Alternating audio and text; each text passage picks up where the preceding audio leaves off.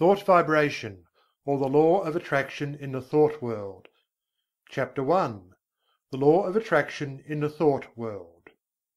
The universe is governed by law, one great law. Its manifestations are multiform, but viewed from the ultimate there is but one law. We are familiar with some of its manifestations, but are almost totally ignorant of certain others.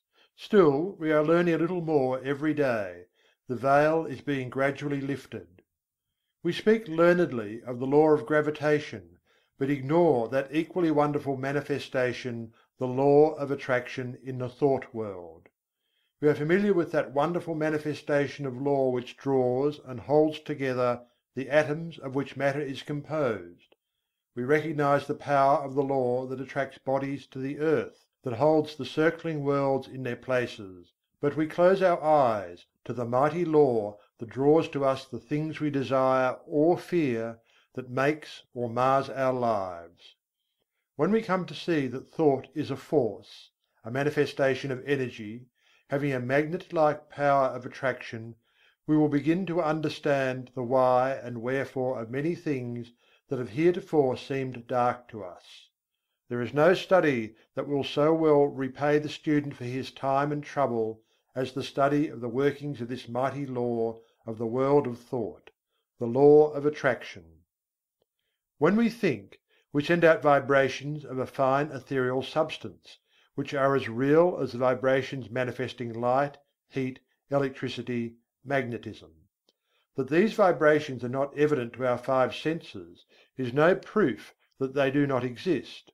A powerful magnet will send out vibrations and exert a force sufficient to attract to itself a piece of steel weighing 100 pounds, but we can neither see, taste, smell, hear, nor feel the mighty force.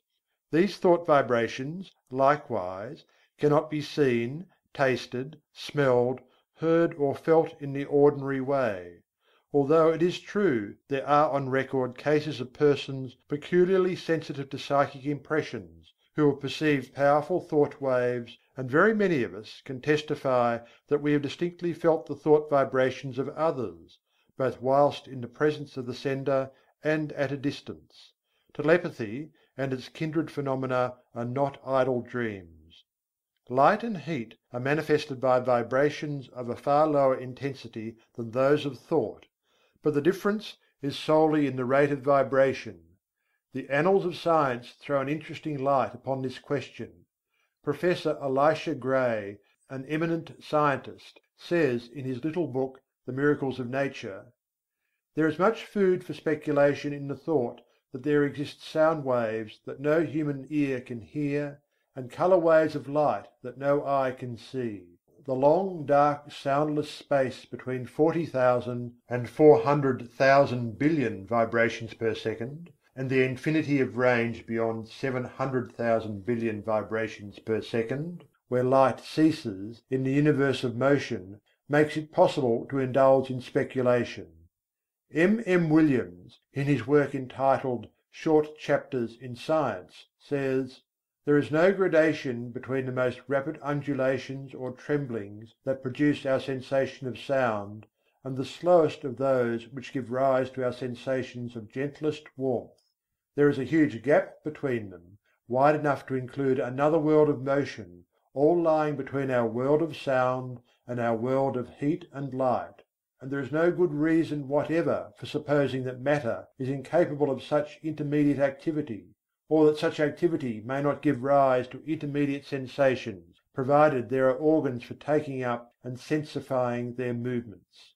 I cite the above authorities merely to give you food for thought, not to attempt to demonstrate to you the fact that thought vibrations exist. The last named fact has been fully established to the satisfaction of numerous investigators of the subject, and a little reflection will show you that it coincides with your own experiences.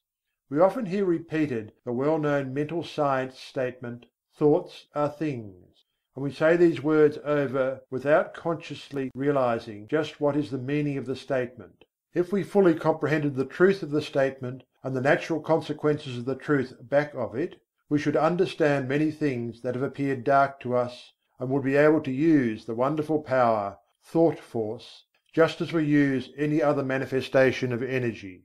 As I have said, when we think, we set into motion vibrations of a very high degree, but just as real as the vibrations of light, heat, sound, electricity. And when we understand the laws governing the production and transmission of these vibrations, we will be able to use them in our daily life, just as we do the better known forms of energy. That we cannot see, hear, weigh, or measure these vibrations is no proof that they do not exist. There exist waves of sound which no human ear can hear, although some of these are undoubtedly registered by the ear of some of the insects, and others are caught by delicate scientific instruments invented by man. Yet there is a great gap between the sounds registered by the most delicate instrument and the limit which man's mind, reasoning by analogy, knows to be the boundary line between sound waves and some other forms of vibration. And there are light waves which the eye of man does not register, some of which may be detected by more delicate instruments, and many more so fine that the instrument has not yet been invented which will detect them, although improvements are being made every year and the unexplored field gradually lessened. As new instruments are invented, new vibrations are registered by them, and yet the vibrations were just as real before the invention of the instrument as afterward. Supposing that we had no instruments to register magnetism, one might be justified in denying the existence of that mighty force, because it could not be tasted, felt, smelt, heard, seen, weighed or measured. And yet the mighty magnet would still send out waves of force sufficient to draw to it pieces of steel weighing hundreds of pounds. Each form of vibration requires its own form of instrument for registration. At present the human brain seems to be the only instrument capable of registering thought waves, although occultists say that in this century scientists will invent apparatus sufficiently delicate to catch and register such impressions. And from present indications it looks as if the invention named might be expected at any time. The demand exists, and undoubtedly will be soon supplied. But to those who have experimented along the lines of practical telepathy, no further proof is required than the results of their own experiments. We are sending out thoughts of greater or less intensity all the time, and we are reaping the results of such thoughts. Not only do our thought waves influence ourselves and others, but they have a drawing power, they attract to us the thoughts of others, things, circumstances, people, luck, in accord with the character of the thought uppermost in our minds. Thoughts of love will attract to us the love of others, circumstances and surroundings in accord with the thought, people who are of like thought. Thoughts of anger, hate, envy, malice and jealousy will draw to us the foul brood of kindred thoughts emanating from the minds of others, circumstances in which we will be called upon to manifest those vile thoughts, and will receive them in turn from others, people who will manifest in harmony, and so on. A strong thought or a thought long continued will make us the centre of attraction for the corresponding thought waves of others. Like attracts like in the thought world. As ye sow, so shall ye reap. Birds of a feather flock together in the thought world. Curses like chickens come home to roost, and bringing their friends with them. The man or woman who is filled with love sees love on all sides and attracts the love of others. The man with hate in his heart gets all the hate he can stand. The man who thinks fight generally runs up against all the fight he wants before he gets through. And so it goes: each gets what he calls for over the wireless telegraphy of the mind. The man who rises in the morning feeling grumpy usually manages to have the whole family in the same mood before the breakfast is over. The nagging woman generally finds enough to satisfy her nagging propensity during the day. This matter of thought attraction is a serious one. When you stop to think of it, you will see that a man really makes his own surroundings, although he blames others for it. I have known people who understood this law to hold a positive, calm thought, and be absolutely unaffected by the inharmony surrounding them.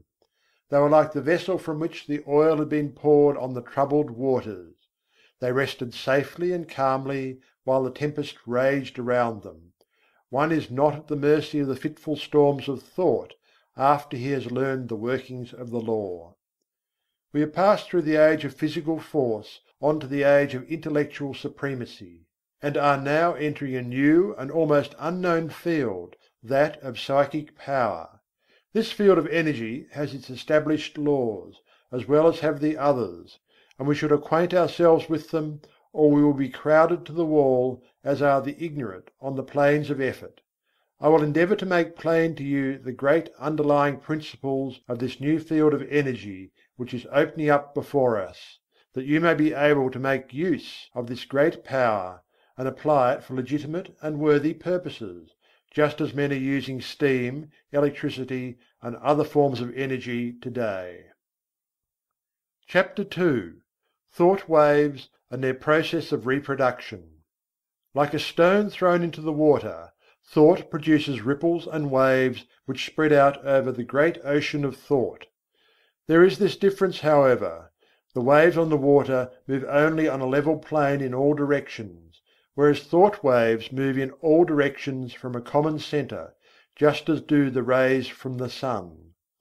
Just as we here on earth are surrounded by a great sea of air, so are we surrounded by a great sea of mind. Our thought waves move through this vast mental ether, extending, however, in all directions as I have explained, becoming somewhat lessened in intensity according to the distance traversed, because of the friction occasioned by the waves coming in contact with the great body of mind surrounding us on all sides. These thought waves have other qualities differing from the waves on the water. They have the property of reproducing themselves. In this respect they resemble sound waves rather than waves upon the water. Just as a note of the violin will cause the thin glass to vibrate and sing, so will a strong thought tend to awaken similar vibrations in minds attuned to receive it.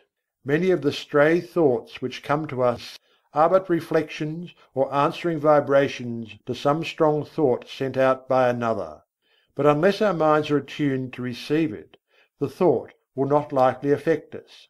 If we are thinking high and great thoughts, our minds acquire a certain keynote corresponding to the character of the thoughts we have been thinking; and this keynote once established, we will be apt to catch the vibrations of other minds keyed to the same thought. On the other hand, let us get into the habit of thinking thoughts of an opposite character, and we will soon be echoing the low order of thought emanating from the minds of the thousands thinking along the same lines. We are largely what we have thought ourselves into being, the balance being represented by the character of the suggestions and thoughts of others which have reached us either directly by verbal suggestions, or telepathically by means of such thought waves. Our general mental attitude, however, determines the character of the thought waves received from others, as well as the thoughts emanating from ourselves. We receive only such thoughts as are in harmony with the general mental attitude held by ourselves; the thoughts not in harmony affecting us very little, as they awaken no response in us. The man who believes thoroughly in himself, and maintains a positive, strong mental attitude of confidence and determination, is not likely to be affected by the adverse and negative thoughts of discouragement and failure emanating from the minds of other persons in whom these last qualities predominate. At the same time, these negative thoughts, if they reach one whose mental attitude is pitched on a low key, deepen his negative state and add fuel to the fire which is consuming his strength, or, if you prefer this figure, serve to further smother the fire of his energy and activity. We attract to ourselves the thoughts of others of the same order of thought. The man who thinks success will be apt to get into tune with the minds of others thinking likewise, and they will help him and he them. The man who allows his mind to dwell constantly upon thoughts of failure brings himself into close touch with the minds of other failure people, and each will tend to pull the other down still more. The man who thinks that all is evil is apt to see much evil, and will be brought into contact with others who will seem to prove his theory. And the man who looks for good in everything and everybody will be likely to attract to himself the things and people corresponding to his thought. We generally see that for which we look. You will be able to carry this idea more clearly if you will think of the Marconi wireless instruments, which receive the vibrations only from the sending instrument which has been attuned to the same key, while other telegrams are passing through the air in near vicinity without affecting the instrument. The same law applies to the operations of thought. We receive only that which corresponds to our mental attunement.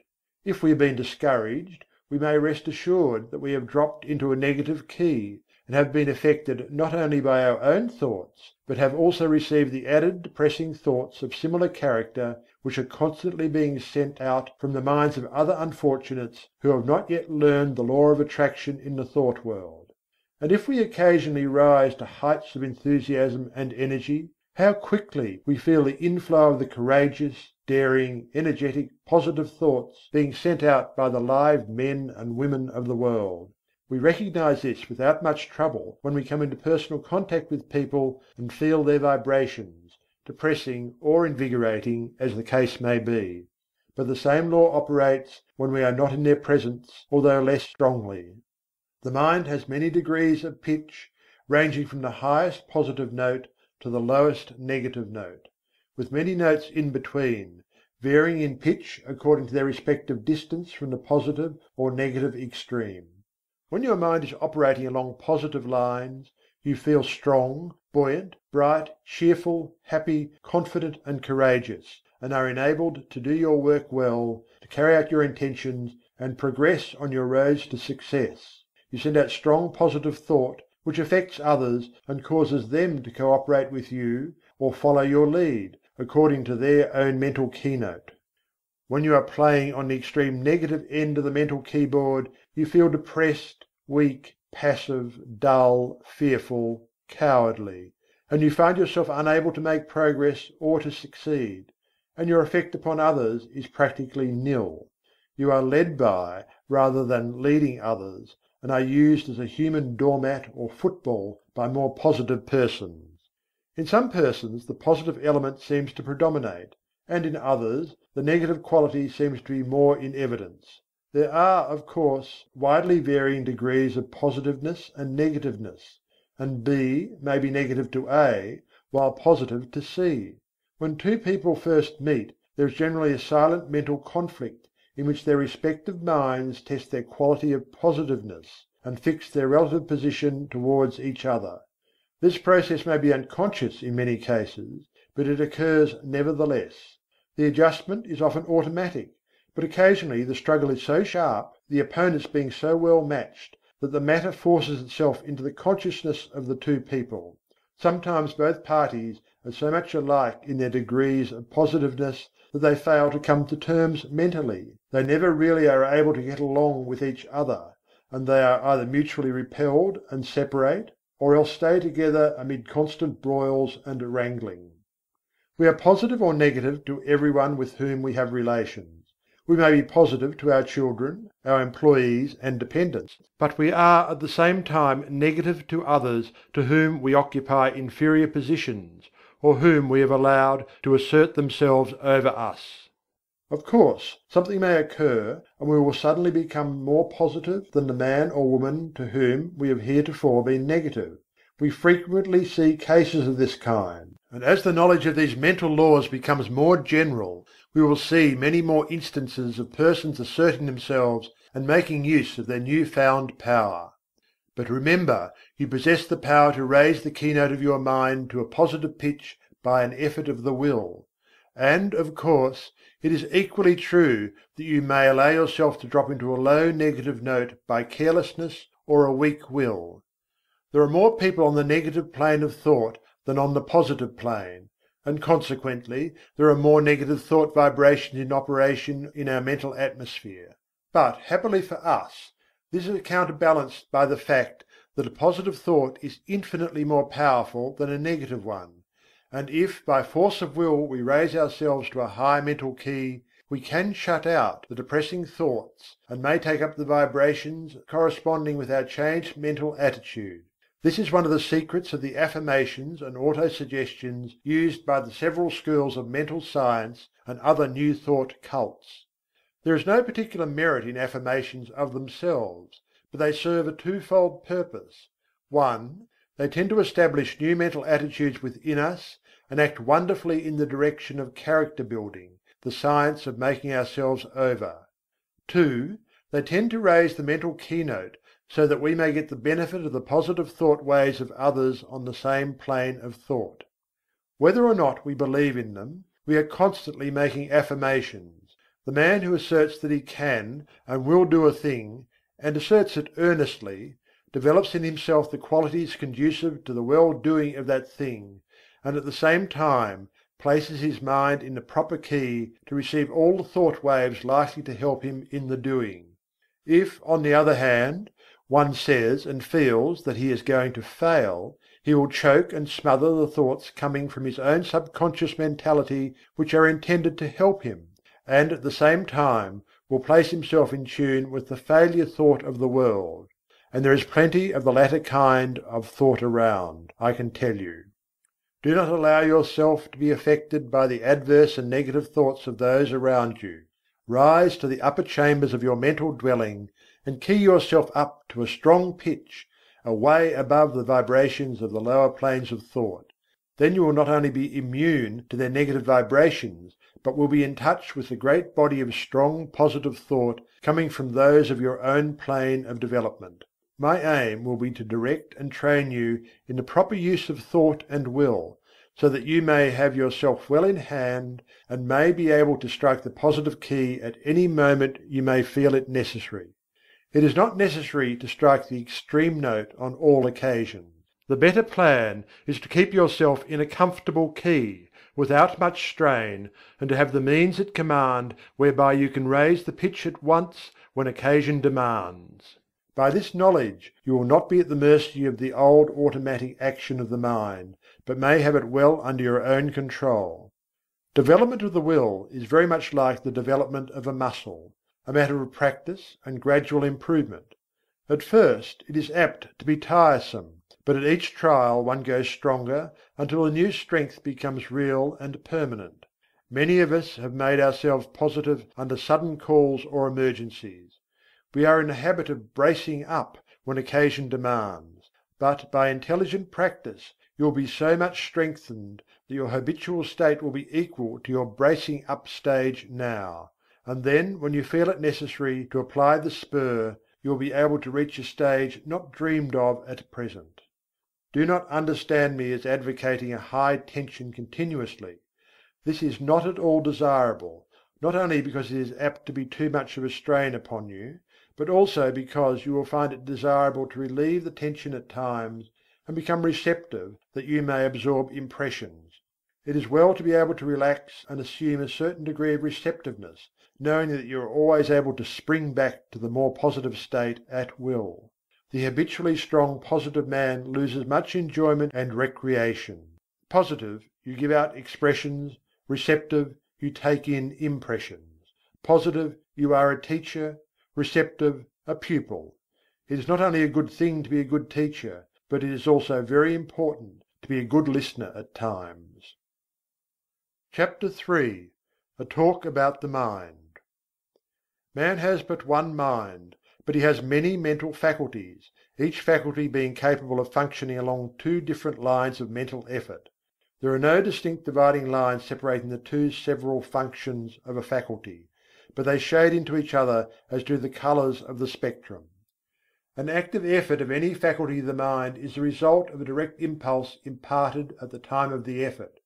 A passive effort of any faculty of the mind is the result of either a preceding active effort of the same mind, an active effort of another along the lines of suggestion, thought vibrations from the mind of another, thought impulses from an ancestor transmitted by the law of heredity, including impulses transmitted from generation to generation from the time of the original vibratory impulse imparted by the primal cause, which impulses gradually unfold and unsheath when the proper state of evolutionary development is reached.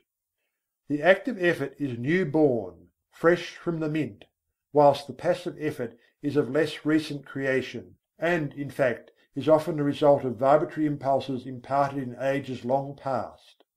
The active effort makes its own way, brushing aside the impeding vines and kicking from its path the obstructing stones. The passive effort travels along the beaten path. A thought impulse, or motion impulse, originally caused by an active effort of faculty, may become, by continued repetition or habit, strictly automatic, the impulse given it by the repeated active effort developing a strong momentum which carries it along passive lines until stopped by another active effort or its direction changed by the same cause. On the other hand, thought impulses or motion impulses continued along passive lines may be terminated or corrected by an active effort. The active function creates, changes, or destroys. The passive function carries on the work given it by the active function and obeys orders and suggestions. The active function produces the thought habit or motion habit and imparts to it the vibrations which carry it along the passive lines thereafter. The active function also has the power to send forth vibrations which neutralize the momentum of the thought habit or motion habit.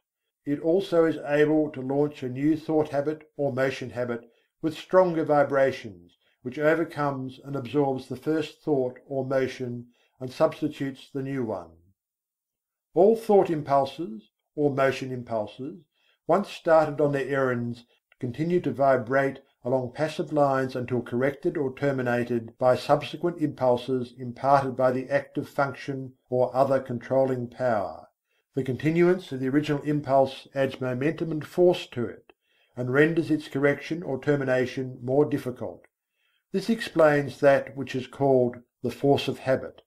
I think that this will be readily understood by those who have struggled to overcome a habit which has been easily acquired. The law applies to good habits as well as bad. The moral is obvious. Several of the faculties of the mind often combine to produce a single manifestation. A task to be performed may call for the combined exercise of several faculties, some of which may manifest by active effort, and others by passive effort. The meeting of new conditions, new problems, calls for the exercise of active effort, whilst a familiar problem or task can be easily handled by the passive effort without the assistance of his more enterprising brother. There is in nature an instinctive tendency of living organisms to perform certain actions, the tendency of an organized body to seek that which satisfies the wants of its organism. This tendency is sometimes called appetency. It is really a passive mental impulse, originating with the impetus imparted by the primal cause and transmitted along the lines of evolutionary development, gaining strength and power as it progresses. The impulse of the primal cause is assisted by the powerful upward attraction exerted by the Absolute. In plant life, this tendency is plainly discernible, ranging from the lesser exhibitions in the lower types to the greater in the higher types. It is that which is generally spoken of as the life force in plants. It is, however, a manifestation of rudimentary mentation, functioning along the lines of passive effort. In some of the higher forms of plant life there appears a faint colour of independent life action, a faint indication of choice or volition. Writers on plant life relate many remarkable instances of this phenomenon. It is undoubtedly an exhibition of rudimentary active mentation. In the lower animal kingdom a very high degree of passive mental effort is found, and varying in degree in the several families and species, a considerable amount of active mentation is apparent. The lower animal undoubtedly possesses reason only in a lesser degree than man, and, in fact, the display of volitional mentation exhibited by an intelligent animal is often nearly as high as that shown by the lower types of man or by a young child. As a child, before birth, shows in its body the stages of the physical evolution of man, so does a child, before and after birth, until maturity, manifest the stages of the mental evolution of man.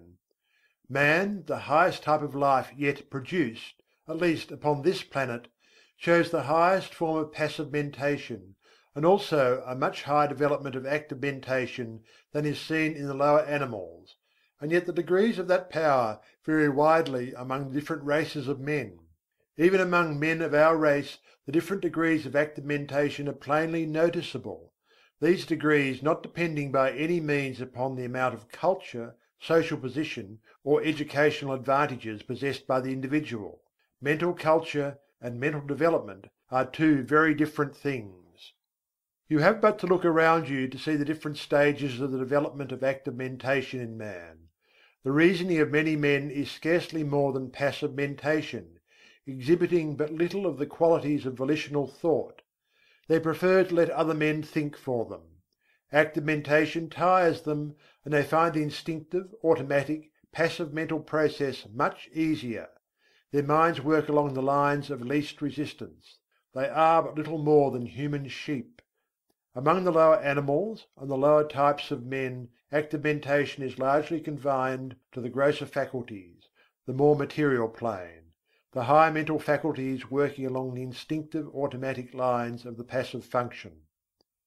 As the lower forms of life progressed in the evolutionary scale, they developed new faculties which were latent within them.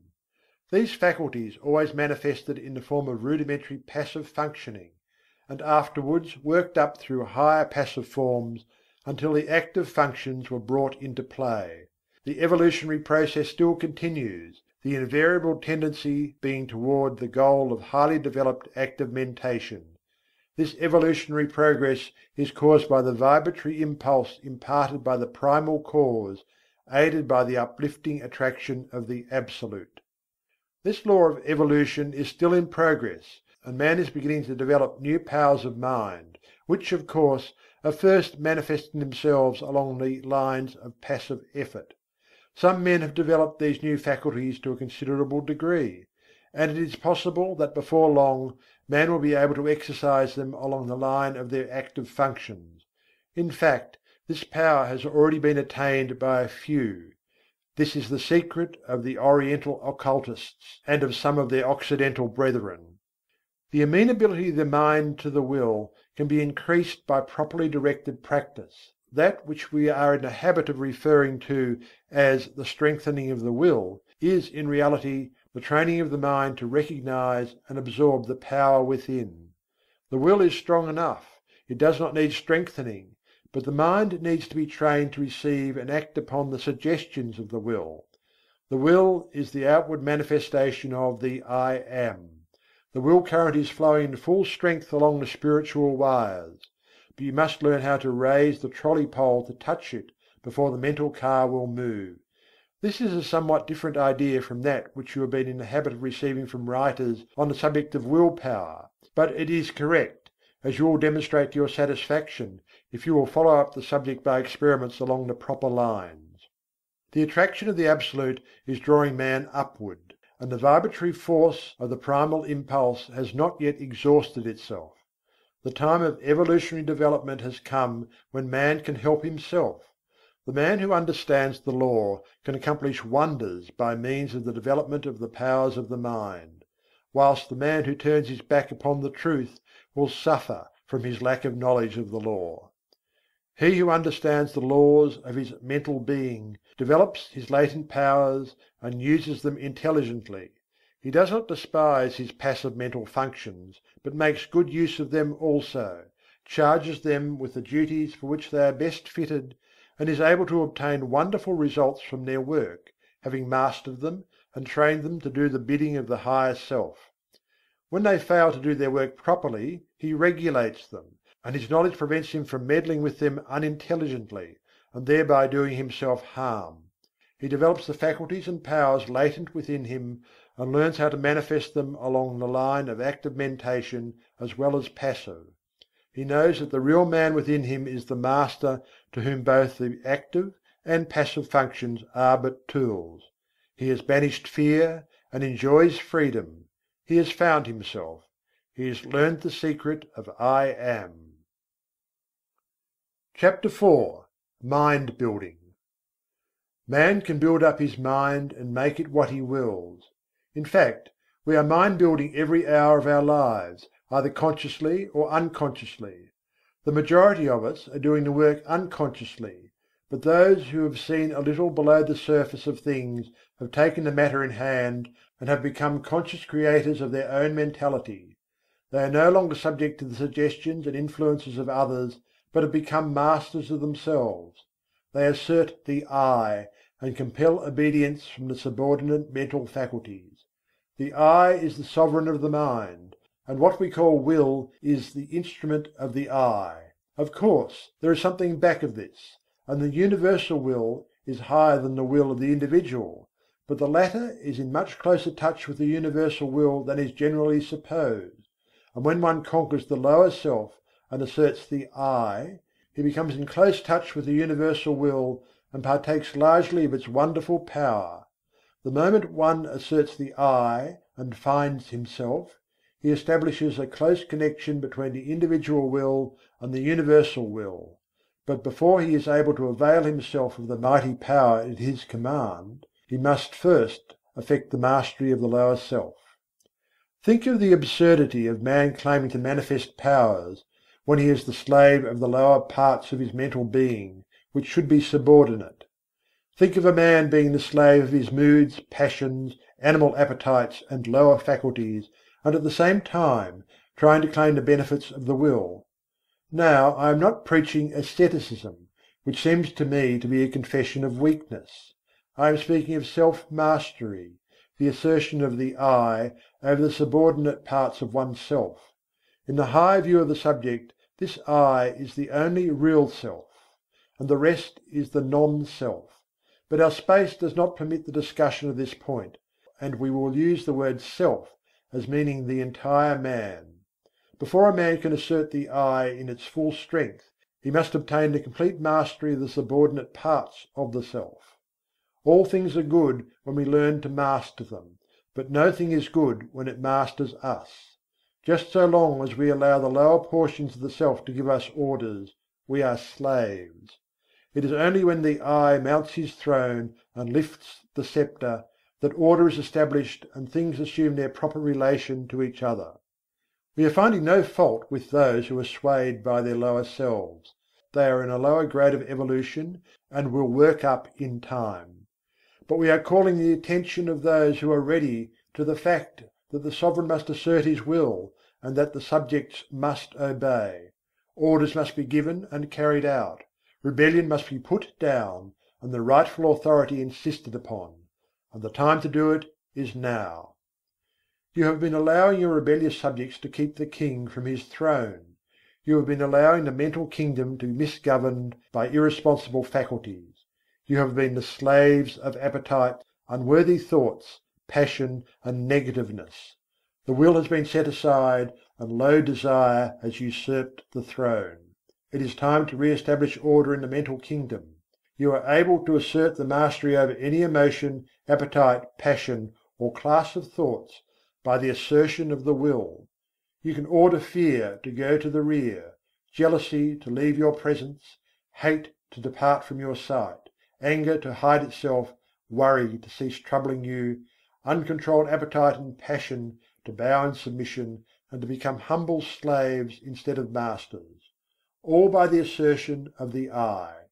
You may surround yourself with a glorious company of courage, love and self-control by the same means.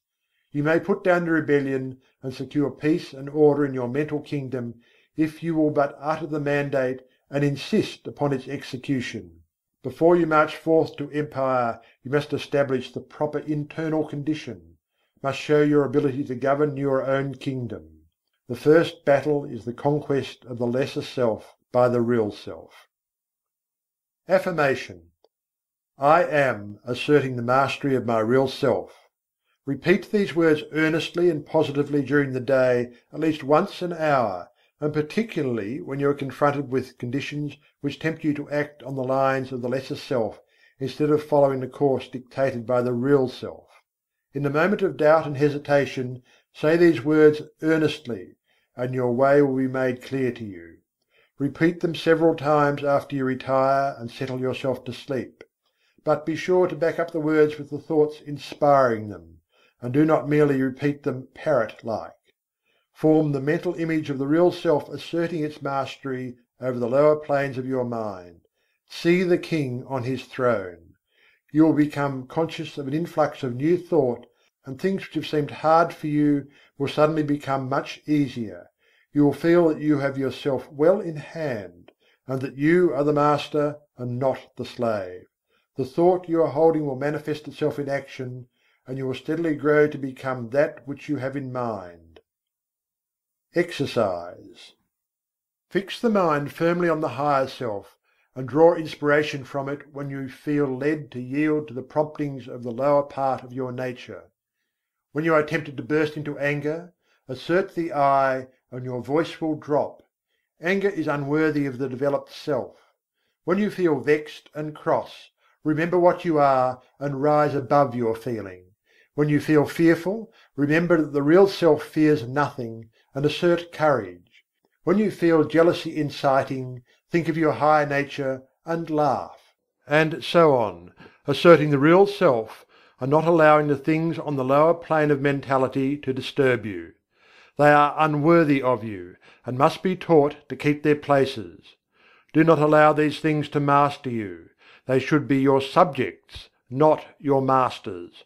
You must get away from this plane, and the only way to do so is to cut loose from these phases of thought which have been running things to suit themselves. You may have trouble at the start, but keep at it, and you will have that satisfaction which comes only from conquering the lower parts of our nature. You have been a slave long enough. Now is the time to free yourselves. If you will follow these exercises faithfully, you will be a different being by the end of the year, and will look back with a pitying smile to your former condition. But it takes work. This is not child's play, but a task for earnest men and women. Will you make the effort? Chapter 5. The Secret of the Will. While psychologists may differ in their theories regarding the nature of the will, none deny its existence, nor question its power. All persons recognize the power of strong will, all see how it may be used to overcome the greatest obstacles. But few realize that the will may be developed and strengthened by intelligent practice. They feel that they could accomplish wonders if they had a strong will, but instead of attempting to develop it, they content themselves with vain regrets. They sigh, but do nothing. Those who have investigated the subject closely know that willpower, with all its latent possibilities and mighty powers, may be developed, disciplined, controlled, and directed, just as may any other of nature's forces. It does not matter what theory you may entertain about the nature of the will, you will obtain the results if you practice intelligently. Personally, I have a somewhat odd theory about the will. I believe that every man has, potentially, a strong will, and that all he has to do is to train his mind to make use of it. I think that in the higher regions of the mind of every man is a great store of will power awaiting his use. The will current is running along the psychic wires, and all that is necessary to do is to raise the mental trolley pole and bring down the power for your use. And the supply is unlimited, for your little storage battery is connected with the great powerhouse of the universal will power, and the power is inexhaustible. Your will does not need training, but your mind does. The mind is the instrument, and the supply of will power is proportionate to the fineness of the instrument through which it manifests. But you needn't accept this theory if you don't like it. This lesson will fit your theory as well as mine. He who has developed his mind so that it will allow the will power to manifest through it has opened up wonderful possibilities for himself. Not only has he found a great power at his command, but he is able to bring into play and use faculties, talents, and abilities of whose existence he has not dreamed. This secret of the will is the magic key which opens all doors.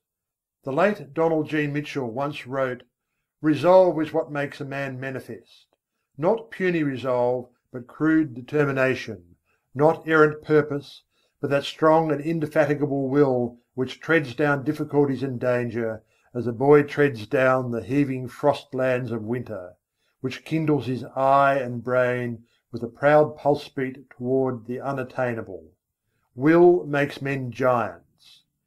Many of us feel that if we would but exert our will, we might accomplish wonders. But somehow we do not seem to want to take the trouble. At any rate, we do not get to the actual willing point.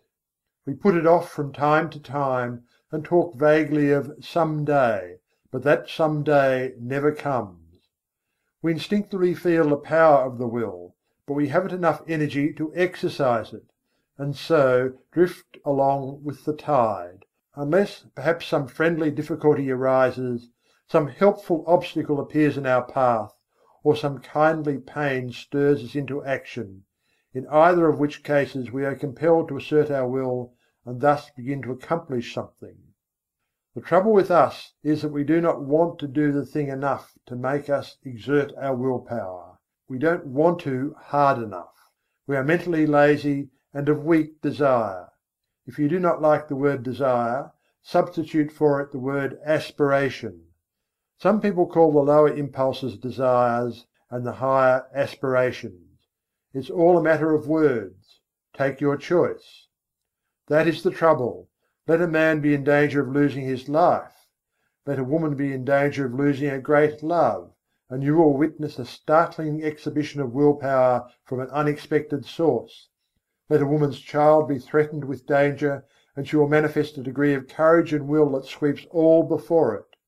And yet the same woman will quail before a domineering husband and will lack the will to perform a simple task.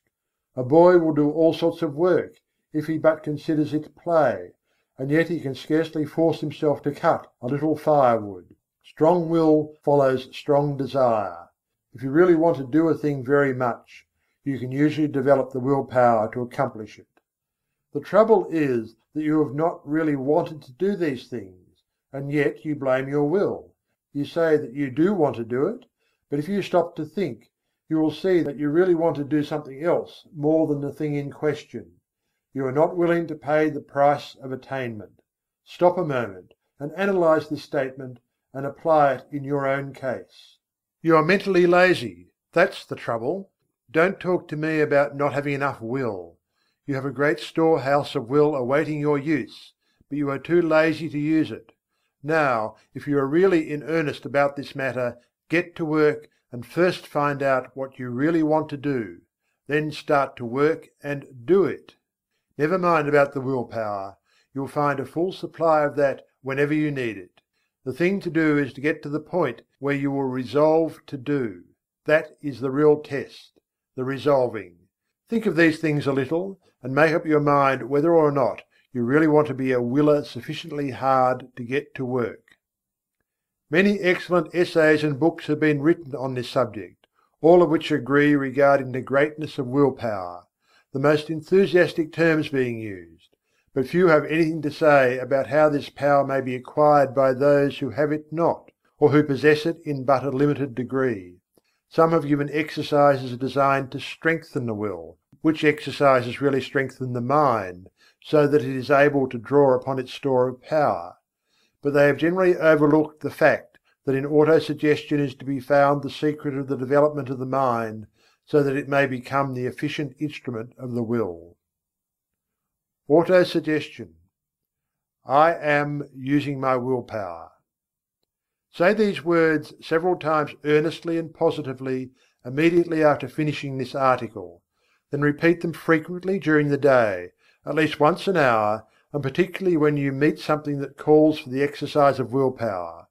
Also repeat them several times after you retire and settle yourself for sleep. Now there is nothing in the words unless you back them with the thought. In fact, the thought is the whole thing, and the words only pegs upon which to hang the thought.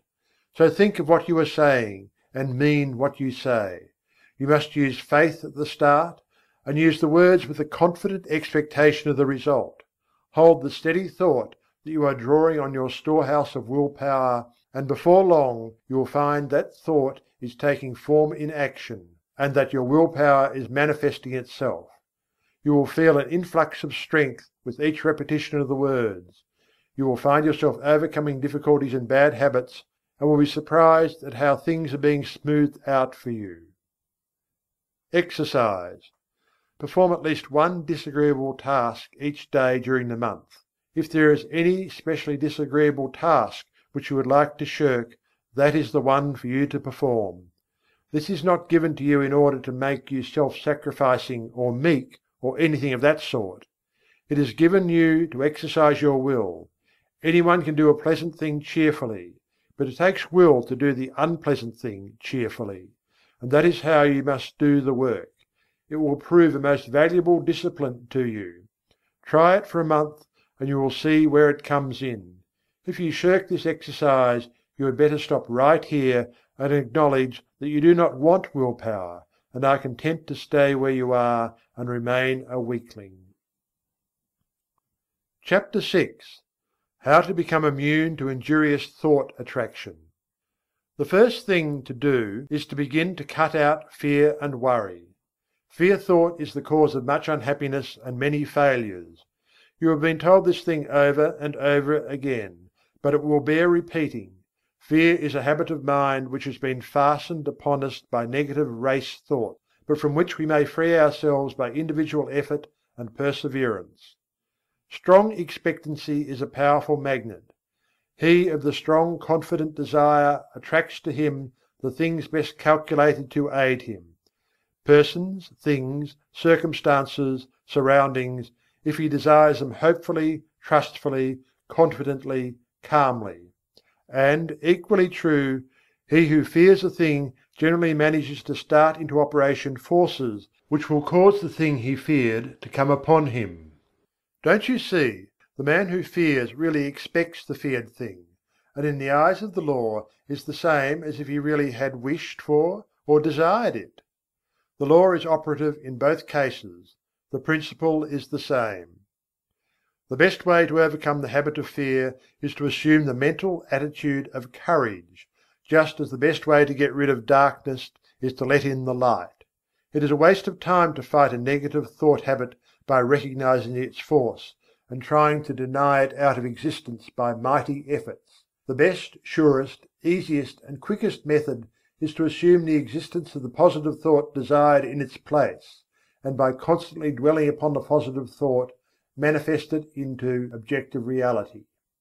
Therefore, instead of repeating, "I'm not afraid," say boldly, "I am full of courage, I am courageousness." You must assert, "There's nothing to fear," which, although in the nature of a denial, simply denies the reality of the object causing fear, rather than admitting the fear itself and then denying it. To overcome fear, one should hold firmly to the mental attitude of courage. He should think courage, say courage, act courage. He should keep the mental picture of courage before him all the time, until it becomes his normal mental attitude. Hold the ideal firmly before you, and you will gradually grow to its attainment. The ideal will become manifest. Let the word courage sink deeply into your mind, and then hold it firmly there until the mind fastens it in place. Think of yourself as being courageous. See yourself as acting with courage in trying situations. Realize that there is nothing to fear, that worry and fear never helped anyone and never will. Realize that fear paralyzes effort, and that courage promotes activity. The confident, fearless, expectant, "I can and I will" man is a mighty magnet. He attracts to himself just what is needed for his success. Things seem to come his way, and people say he is lucky. Nonsense! Luck has nothing to do with it. It's all in the mental attitude. And the mental attitude of the "I can't" or the "I'm afraid" man also determines his measure of success. There's no mystery whatsoever about it. You have but to look about you to realize the truth of what I have said. Did you ever know a successful man who did not have the "I can and I will" thought strong within him? Why, he will walk all around the "I can't" man, who has perhaps even more ability.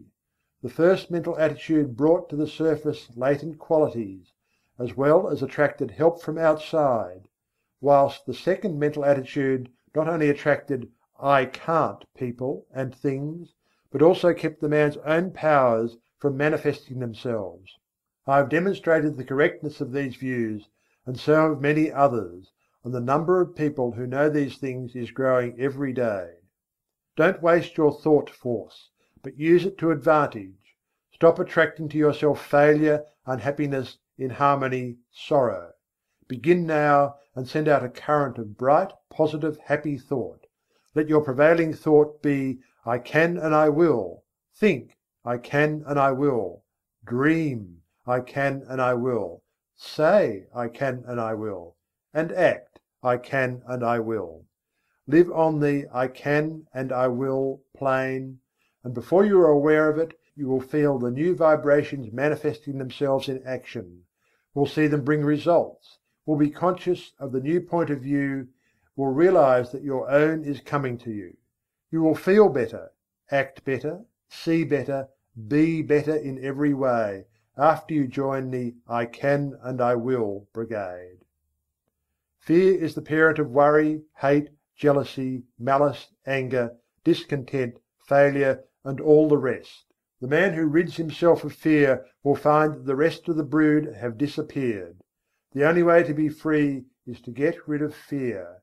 Tear it out by the roots. I regard the conquest of fear as the first important step to be taken by those who wish to master the application of thought force. So long as fear masters you, you are in no condition to make progress in the realm of thought, and I must insist that you start to work at once to get rid of this obstruction. You can do it, if you only go about it in earnest, and when you have ridded yourself of the vile thing, life will seem entirely different to you. You will feel happier, freer, stronger, more positive, and will be more successful in every undertaking of life. Start it today. Make up your mind that this intruder must go. Do not compromise matters with him, but insist upon an absolute surrender on his part. You will find the task difficult at first, but each time you oppose him, he will grow weaker and you will be stronger. Shut off his nourishment, starve him to death. He cannot live in the thought atmosphere of fearlessness. So start to fill your mind with good, strong, fearless thoughts. Keep yourself busy thinking fearlessness, and fear will die of his own accord.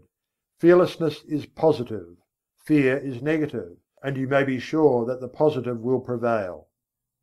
So long as fear is around with his but, if, suppose, I'm afraid, I can't, what if, and all the rest of his cowardly suggestions, you will not be able to use your thought force to the best advantage. Once get him out of the way, and you will have clear sailing, and every inch of thought sail will catch the wind. He is a Jonah, overboard with him. The whale who swallows him will have my sympathy. I advise that you start in to do some of the things which you feel you could do if you were not afraid to try. Start to work to do these things, affirming courage all the way through, and you will be surprised to see how the changed mental attitude will clear away obstacles from your path, and will make things very much easier than you had anticipated. Exercises of this kind will develop you wonderfully, and you will be much gratified at the result of a little practice along these lines. There are many things before you awaiting accomplishment, which you can master if you will only throw aside the yoke of fear, if you will only refuse to accept the race suggestion, and will boldly assert the I and its power. And the best way to vanquish fear is to assert courage, and stop thinking of fear. By this plan you will train the mind into new habits of thought, thus eradicating the old negative thoughts which have been pulling you down and holding you back. Take the word courage with you as your watchword and manifest it in action. Remember, the only thing to fear is fear, and, well, don't even fear fear, for he's a cowardly chap at the best, who will run if you show a brave front. Chapter 7. The Transmutation of Negative Thought. Worry is the child of fear. If you kill out fear, worry will die for want of nourishment. This advice is very old, and yet it is always worthy of repetition, for it is a lesson of which we are greatly in need.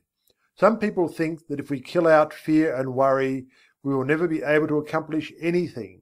I have read editorials in the great journals in which the writers held that without worry one can never accomplish any of the great tasks of life, because worry is necessary to stimulate interest and work. This is nonsense, no matter who utters it. Worry never helped one to accomplish anything. On the contrary, it stands in the way of accomplishment and attainment. The motive underlying action and doing things is desire and interest. If one earnestly desires a thing, he naturally becomes very much interested in its accomplishment, and is quick to seize upon anything likely to help him to gain the thing he wants. More than that, his mind starts up a work on the subconscious plane that brings into the field of consciousness many ideas of value and importance. Desire and interest are the causes that result in success. Worry is not desire. It is true that if one's surroundings and environments become intolerable, he is driven in desperation to some efforts that will result in throwing off the undesirable conditions and in the acquiring of those more in harmony with his desire. But this is only another form of desire. The man desires something different from what he has, and when his desire becomes strong enough, his entire interest is given to the task, he makes a mighty effort, and the change is accomplished. But it wasn't worry that caused the effort. Worry could content itself with wringing its hands and moaning, "Woe is me," and wearing its nerves to a frazzle and accomplishing nothing. Desire acts differently. It grows stronger as the man's conditions become intolerable, and finally when he feels the hurt so strongly that he can't stand it any longer, he says, "I won't stand this any longer, I will make a change." And lo! Then desire springs into action. The man keeps on wanting a change the worst way, which is the best way, and his interest and attention being given to the task of deliverance, he begins to make things move. Worry never accomplished anything. Worry is negative and death-producing. Desire and ambition are positive and life-producing. A man may worry himself to death, and yet nothing will be accomplished. But let that man transmute his worry and discontent into desire and interest, coupled with the belief that he is able to make the change, the "I can" and the "I will" idea, then something happens. Yes, fear and worry must go before we can do much. One must proceed to cast out these negative intruders and replace them with confidence and hope. Transmute worry into keen desire. Then you will find that interest is awakened, and you will begin to think things of interest to you. Thoughts will come to you from the great reserve stock in your mind, and you will start to manifest them in action. Moreover, you will be placing yourself in harmony with similar thoughts of others, and will draw to you aid and assistance from the great volume of thought waves with which the world is filled. One draws to himself thought waves corresponding in character with the nature of the prevailing thoughts in his own mind, his mental attitude. Then again he begins to set into motion the great law of attraction, whereby he draws to himself others likely to help him, and is, in turn, attracted to others who can aid him. This law of attraction is no joke, no metaphysical absurdity, but is the great live working principle of nature, as anyone may learn by experimenting and observing. To succeed in anything you must want it very much. Desire must be in evidence in order to attract. The man of weak desires attracts very little to himself. The stronger the desire, the greater the force set into motion. You must want a thing hard enough before you can get it. You must want it more than you do the things around you. And you must be prepared to pay the price for it. The price is the throwing overboard of certain lesser desires that stand in the way of accomplishment of the greater one. Comfort, ease, leisure, amusements, and many other things may have to go. Not always, though. It all depends on what you want. As a rule, the greater the thing desired, the greater the price to be paid for it. Nature believes in adequate compensation. But if you really desire a thing in earnest, you will pay the price without question, for the desire will dwarf the importance of the other things. You may say you want a thing very much, and are doing everything possible towards its attainment? Sure! You are only playing desire. Do you want the thing as much as the prisoner wants freedom, as much as the dying man wants life? Look at the almost miraculous things accomplished by prisoners desiring freedom.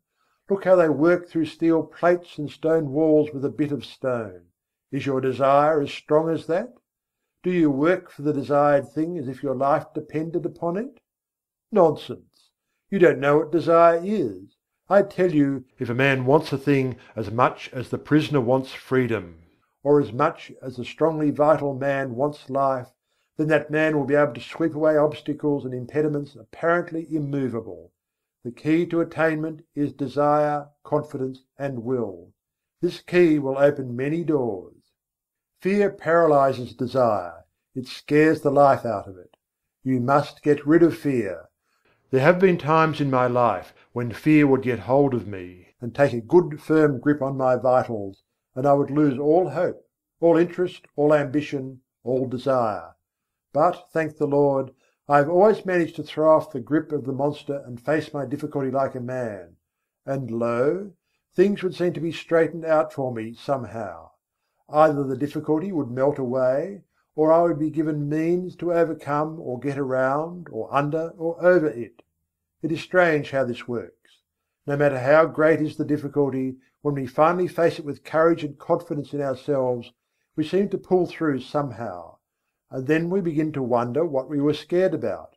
This is not mere fancy, it is the working of a mighty law, which we do not as yet fully understand, but which we may prove at any time. People often ask, it's all very well for you New Thought people to say, don't worry, but what's the person to do when he thinks of all the possible things ahead of him which might upset him and his plans? Well, all I can say is that the man is foolish to bother about thinking of troubles to come at some time in the future. The majority of things that we worry about don't come to pass at all.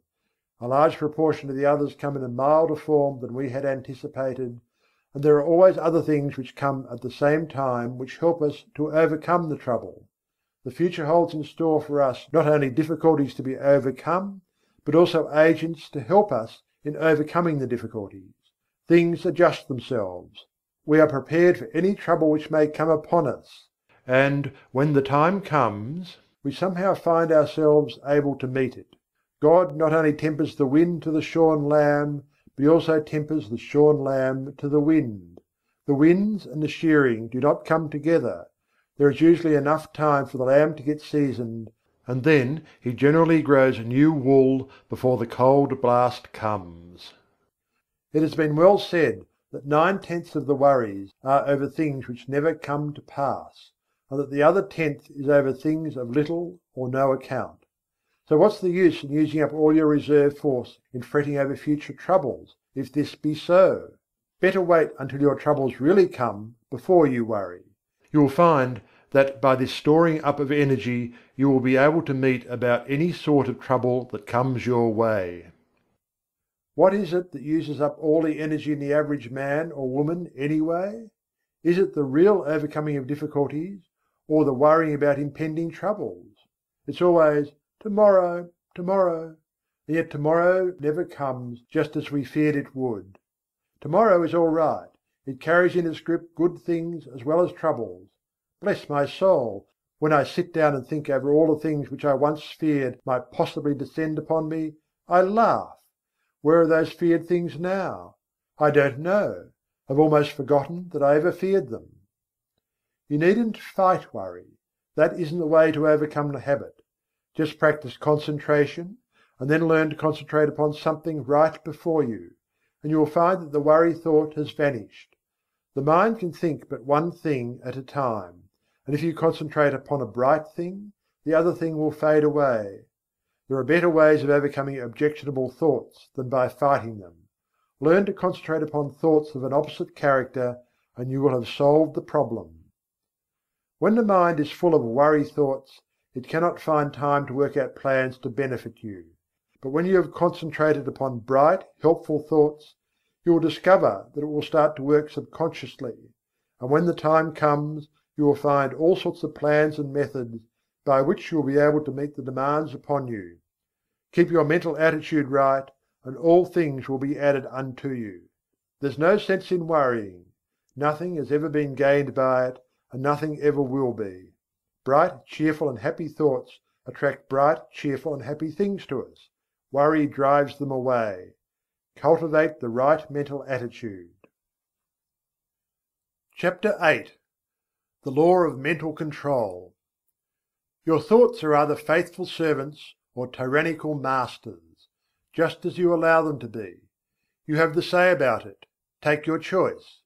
They will either go about your work under direction of the firm will, doing it the best they know how, not only in your waking hours, but when you are asleep. Some of our best mental work being performed for us when our conscious mentality is at rest, as is evidenced by the fact that when the morning comes, we find troublesome problems have been worked out for us during the night, after we had dismissed them from our minds, apparently. Or they will ride all over us and make us their slaves if we are foolish enough to allow them to do so. More than half the people of the world are slaves of every vagrant thought which may see fit to torment them. Your mind is given you for your good and for your own use, not to use you. There are very few people who seem to realize this, and who understand the art of managing the mind. The key to the mystery is concentration. A little practice will develop within every man the power to use the mental machine properly. When you have some mental work to do, concentrate upon it to the exclusion of everything else, and you will find that the mind will get right down to business, to the work at hand, and matters will be cleared up in no time. There is an absence of friction, and all waste motion or lost power is obviated. Every pound of energy is put to use, and every revolution of the mental driving wheel counts for something. It pays to be able to be a competent mental engineer. And the man who understands how to run his mental engine knows that one of the important things is to be able to stop it when the work has been done. He does not keep putting coal in the furnace and maintaining a high pressure after the work is finished, or when the day's portion of the work has been done, and the fire should be banked until the next day. Some people act as if the engine should be kept running whether there is any work to be done or not, and then they complain if it gets worn out and wobbles and needs repairing. These mental engines are fine machines and need intelligent care. To those who are acquainted with the laws of mental control, it seems absurd for one to lie awake at night fretting about the problems of the day, or more often, of the morrow. It is just as easy to slow down the mind as it is to slow down an engine, and thousands of people are learning to do this in these days of new thought. The best way to do it is to think of something else, as far different from the obtruding thought as possible. There is no use fighting an objectionable thought with the purpose of downing it. That is a great waste of energy, and the more you keep on saying, "I won't think of this thing," the more it keeps on coming into your mind, for you are holding it there for the purpose of hitting it. Let it go. Don't give it another thought. Fix the mind on something entirely different, and keep the attention there by an effort of the will. A little practice will do much for you in this direction. There is only room for one thing at a time in the focus of attention. So put all your attention upon one thought, and the others will sneak off. Try it for yourself. Chapter 9. Asserting the Life Force. I have spoken to you of the advantage of getting rid of fear. Now I wish to put life into you. Many of you have been going along as if you were dead: no ambition, no energy, no vitality, no interest, no life. This will never do. You are stagnating. Wake up and display a few signs of life. This is not the place in which you can stalk around like a living corpse. This is a place for wide-awake, active, live people. And a good general awakening is what is needed, although it would take nothing less than a blast from Gabriel's trumpet to awaken some of the people who are stalking around thinking that they are alive, but who are really dead to all that makes life worth while. We must let life flow through us, and allow it to express itself naturally. Do not let the little worries of life, or the big ones either, depress you and cause you to lose your vitality. Assert the life force within you, and manifest it in every thought, act and deed, and before long you will be exhilarated and fairly bubbling over with vitality and energy. Put a little life into your work, into your pleasures, into yourself. Stop doing things in a half-headed way, and begin to take an interest in what you are doing, saying and thinking. It is astonishing how much interest we may find in the ordinary things of life if we will only wake up. There are interesting things all around us, interesting events occurring every moment, but we will not be aware of them unless we assert our life force and begin to actually live instead of merely existing. No man or woman ever amounted to anything unless he or she put life into the tasks of everyday life, the acts, the thoughts. What the world needs is live men and women. Just look into the eyes of the people whom you meet, and see how few of them are really alive. The most of them lack that expression of conscious life which distinguishes the man who lives from the one who simply exists. I want you to acquire this sense of conscious life so that you may manifest it in your life and show what mental science has done for you. I want you to get to work today and begin to make yourself over according to the latest pattern. You can do this if you will only take the proper interest in the task. Affirmation and exercise. Fix in your mind the thought that the I within you is very much alive and that you are manifesting life fully, mentally and physically. And keep this thought there, aiding yourself with constant repetitions of the watchword. Don't let the thought escape you, but keep pushing it back into the mind. Keep it before the mental vision as much as possible. Repeat the watchword when you awaken in the morning. Say it when you retire at night. And say it at meal times, and whenever else you can during the day, at least once an hour. Form the mental picture of yourself as filled with life and energy. Live up to it as far as possible. When you start in to perform a task, say, "I am alive," and mix up as much life as possible in the task. If you find yourself feeling depressed, say, "I am alive," and then take a few deep breaths, and with each inhalation let the mind hold the thought that you are breathing in strength and life, and as you exhale, hold the thought that you are breathing out all the old, dead, negative conditions and are glad to get rid of them. Then finish up with an earnest, vigorous affirmation, "I am alive," and mean it when you say it too. And let your thoughts take form in action. Don't rest content with merely saying that you are alive, but prove it with your acts. Take an interest in doing things, and don't go around mooning or daydreaming. Get down to business and live. Chapter 10. Training the Habit Mind. Professor William James, the well-known teacher of and writer upon psychology, very truly says, "The great thing in all education is to make our nervous system our ally instead of our enemy. For this, we must make automatic and habitual, as early as possible, as many useful actions as we can, and as carefully guard against growing into ways that are likely to be disadvantageous. In the acquisition of a new habit, or the leaving off of an old one, we must take care to launch ourselves with as strong and decided initiative as possible. Never suffer an exception to occur until the new habit is securely rooted in your life. Seize the very first possible opportunity to act on every resolution you make, and on every emotional prompting you may experience, in the direction of the habits you aspire to gain." This advice is along the lines familiar to all students of mental science, but it states the matter more plainly than the majority of us have done. It impresses upon us the importance of passing on to the subconscious mind the proper impulses, so that they will become automatic and second nature. Our subconscious mentality is a great storehouse for all sorts of suggestions from ourselves and others, and, as it is the habit mind, we must be careful to send it the proper material from which it may make habits. If we get into the habit of doing certain things, we may be sure that the subconscious mentality will make it easier for us to do just the same thing over and over again, easier each time, until finally we are firmly bound with the ropes and chains of the habit, and find it more or less difficult, sometimes almost impossible, to free ourselves from the hateful thing. We should cultivate good habits against the hour of need.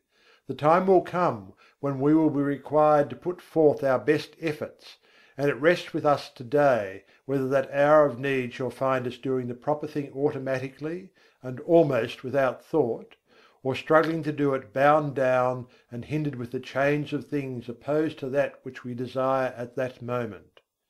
We must be on guard at all times to prevent the forming of undesirable habits.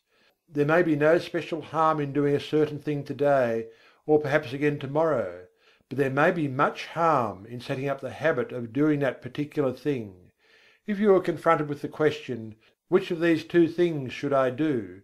the best answer is, "I will do that which I would like to become a habit with me."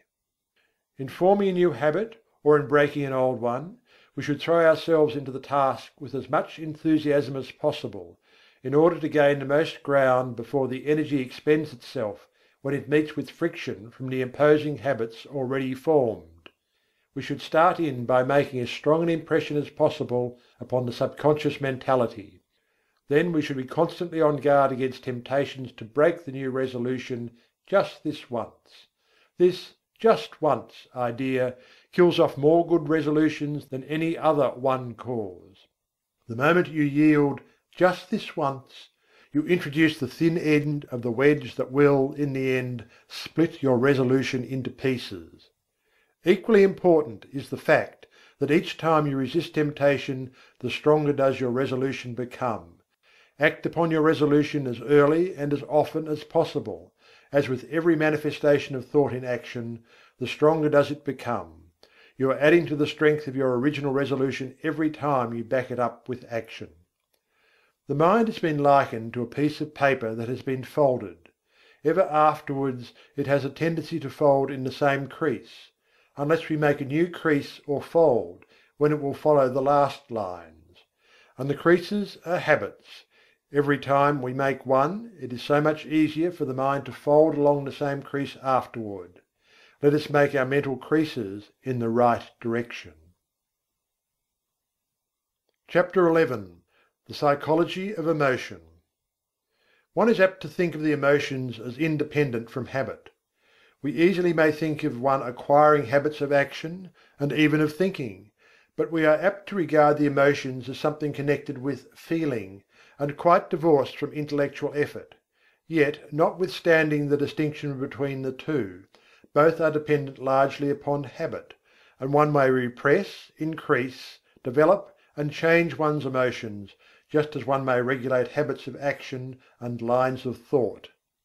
It is an axiom of psychology that emotions deepen by repetition.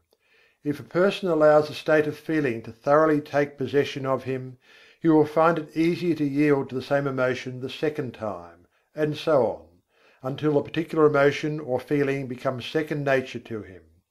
If an undesirable emotion shows itself inclined to take up a permanent abode with you, you had better start to work to get rid of it, or at least to master it.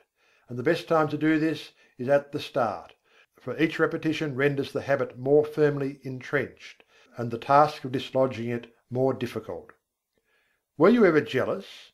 If so, you will remember how insidious was its first approach, how subtly it whispered hateful suggestions into your willing ear, and how gradually it followed up such suggestions until finally you began to see green. Jealousy has an effect upon the bile, and causes it to poison the blood.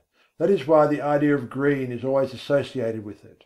Then you will remember how the thing seemed to grow, taking possession of you until you scarcely could shake it off. You found it much easier to become jealous the next time. It seemed to bring before you all sorts of objects apparently justifying your suspicions and feeling. Everything began to look green. The green-eyed monster waxed fat. And so it is with every feeling or emotion.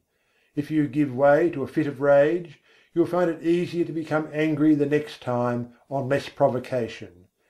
The habit of feeling and acting mean does not take long to firmly settle itself in its new home if encouraged. Worry is a great habit for growing and waxing fat.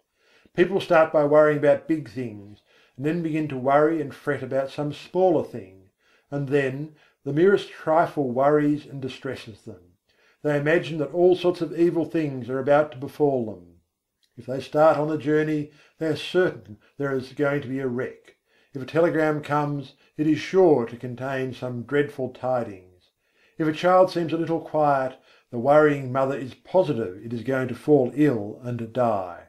If the husband seems thoughtful as he revolves some business plan in his mind, then the good wife is convinced that he is beginning to cease to love her, and indulges in a crying spell. And so it goes, worry, worry, worry.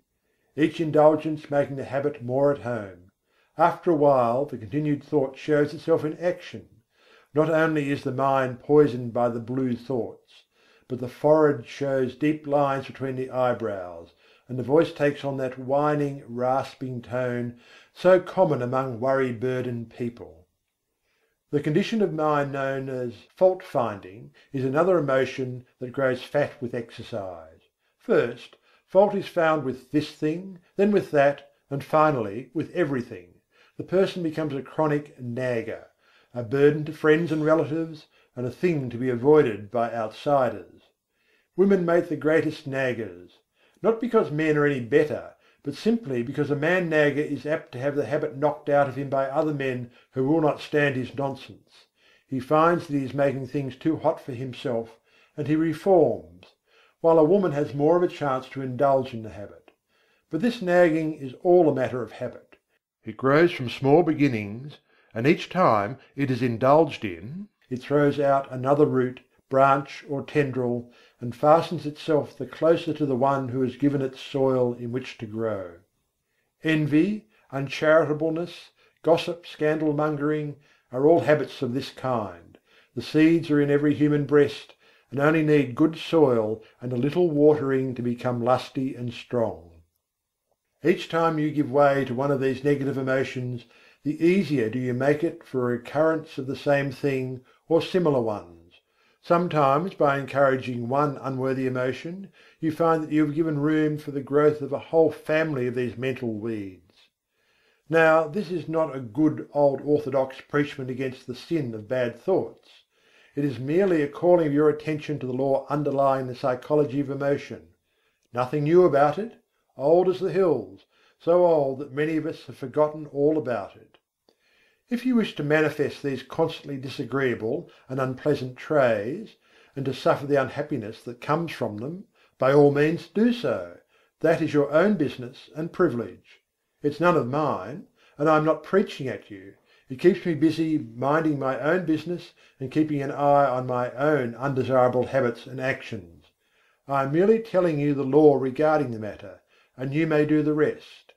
If you wish to choke out these habits, there are two ways open to you. First, whenever you find yourself indulging in a negative thought or feeling, take right hold of it and say to it firmly and vigorously, "Get out!"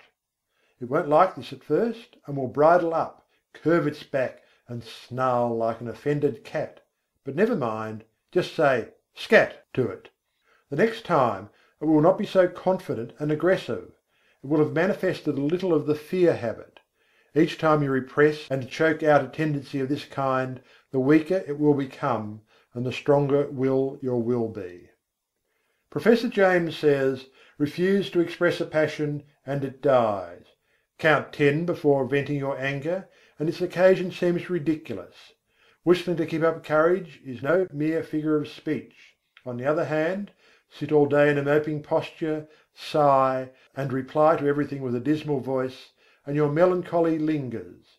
There is no more valuable precept in moral education than this, as all who have experience know.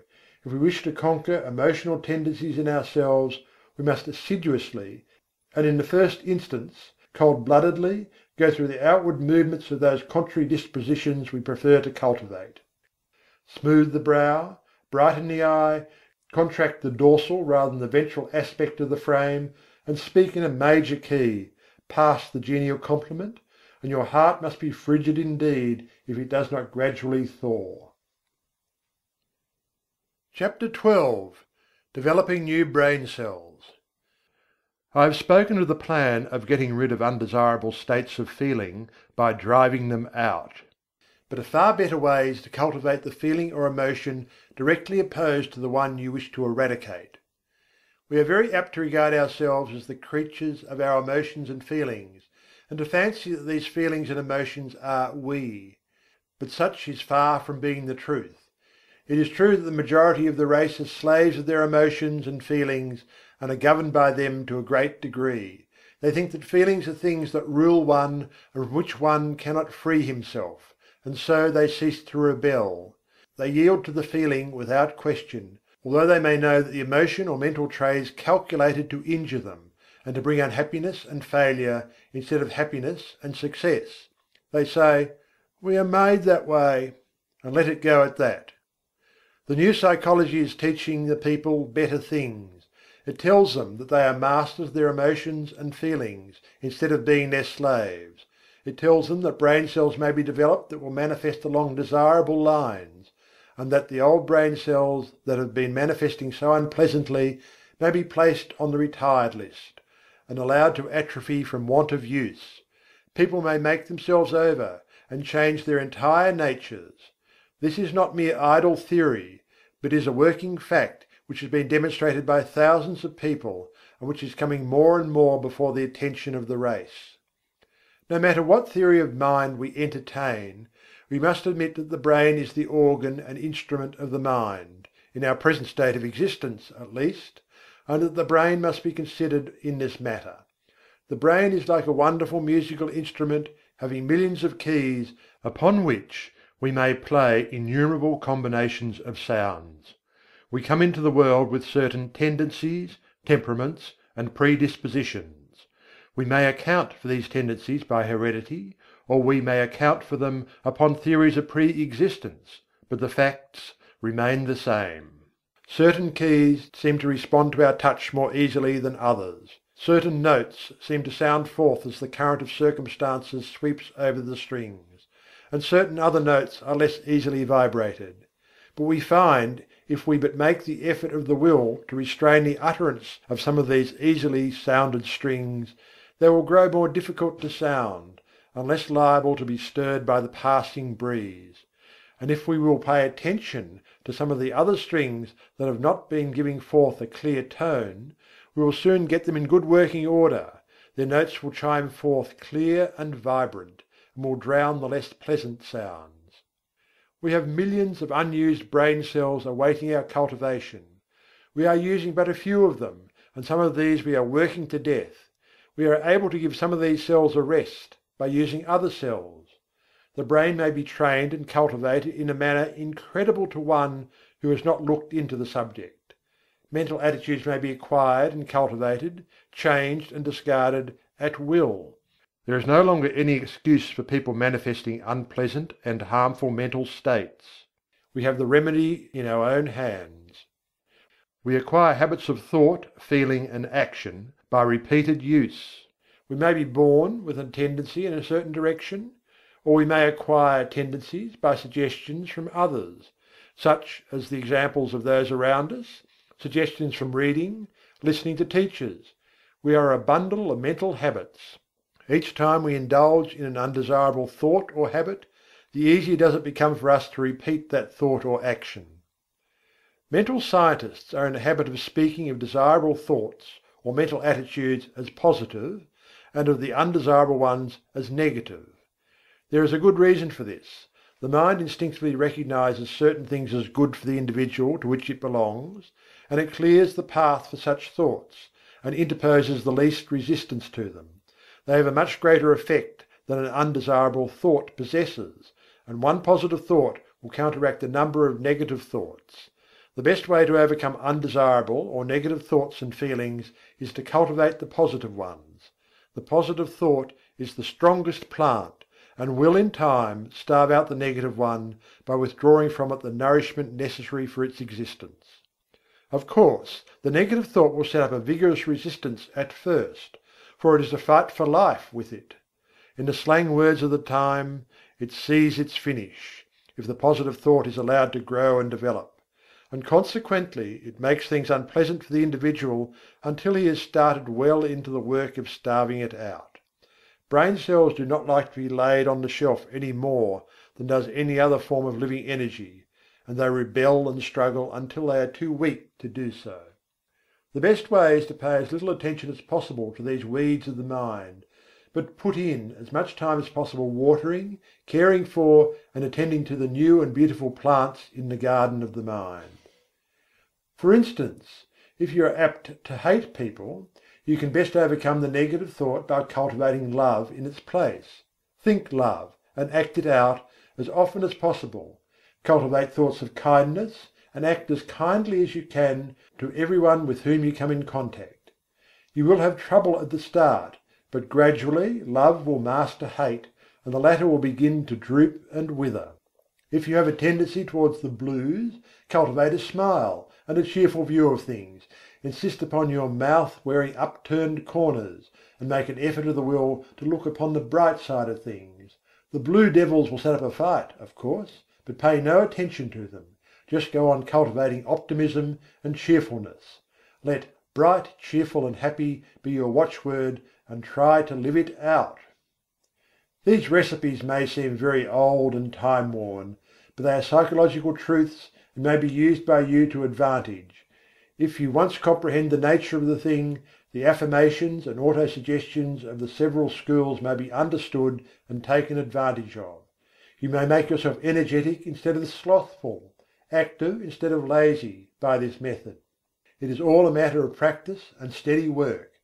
New thought people often have much to say about holding the thought, and indeed it is necessary to hold the thought in order to accomplish results. But something more is needed. You must act out the thought until it becomes a fixed habit with you. Thoughts take form in action, and in turn actions influence thought. So by acting out certain lines of thought, the actions react upon the mind, and increase the development of the part of the mind having close relation to the act. Each time the mind entertains a thought, the easier becomes the resulting action, and each time an act is performed, the easier becomes the corresponding thought. So you see the thing works both ways, action and reaction. If you feel cheerful and happy, it is very natural for you to laugh, and if you will laugh a little, you will begin to feel bright and cheerful. Do you see what I am trying to get at? Here it is in a nutshell. If you wish to cultivate a certain habit of action, begin by cultivating the mental attitude corresponding to it. And as a means of cultivating that mental attitude, start to act out, or go through the motions of the act corresponding to the thought. Now see if you can not apply this rule. Take up something that you really feel should be done, but which you do not feel like doing. Cultivate the thought leading up to it. Say to yourself, I like to do so and so, and then go through the motions, cheerfully remember, and act out the thought that you like to do the thing. Take an interest in the doing, study out the best way to do it, put brains into it, take a pride in it, and you will find yourself doing the thing with a considerable amount of pleasure and interest. You will have cultivated a new habit. If you prefer trying it on some mental tray of which you wish to be rid, it will work the same way. Start in to cultivate the opposite tray, and think it out, and act it out for all you are worth. Then watch the change that will come over you. Don't be discouraged at the resistance you will encounter at first, but sing gaily, I can and I will, and get to work in earnest. The important thing in this work is to keep cheerful and interested. If you manage to do this, the rest will be easy. Chapter 13. The Attractive Power, Desire Force. We have discussed the necessity of getting rid of fear, that your desire may have full strength with which to work.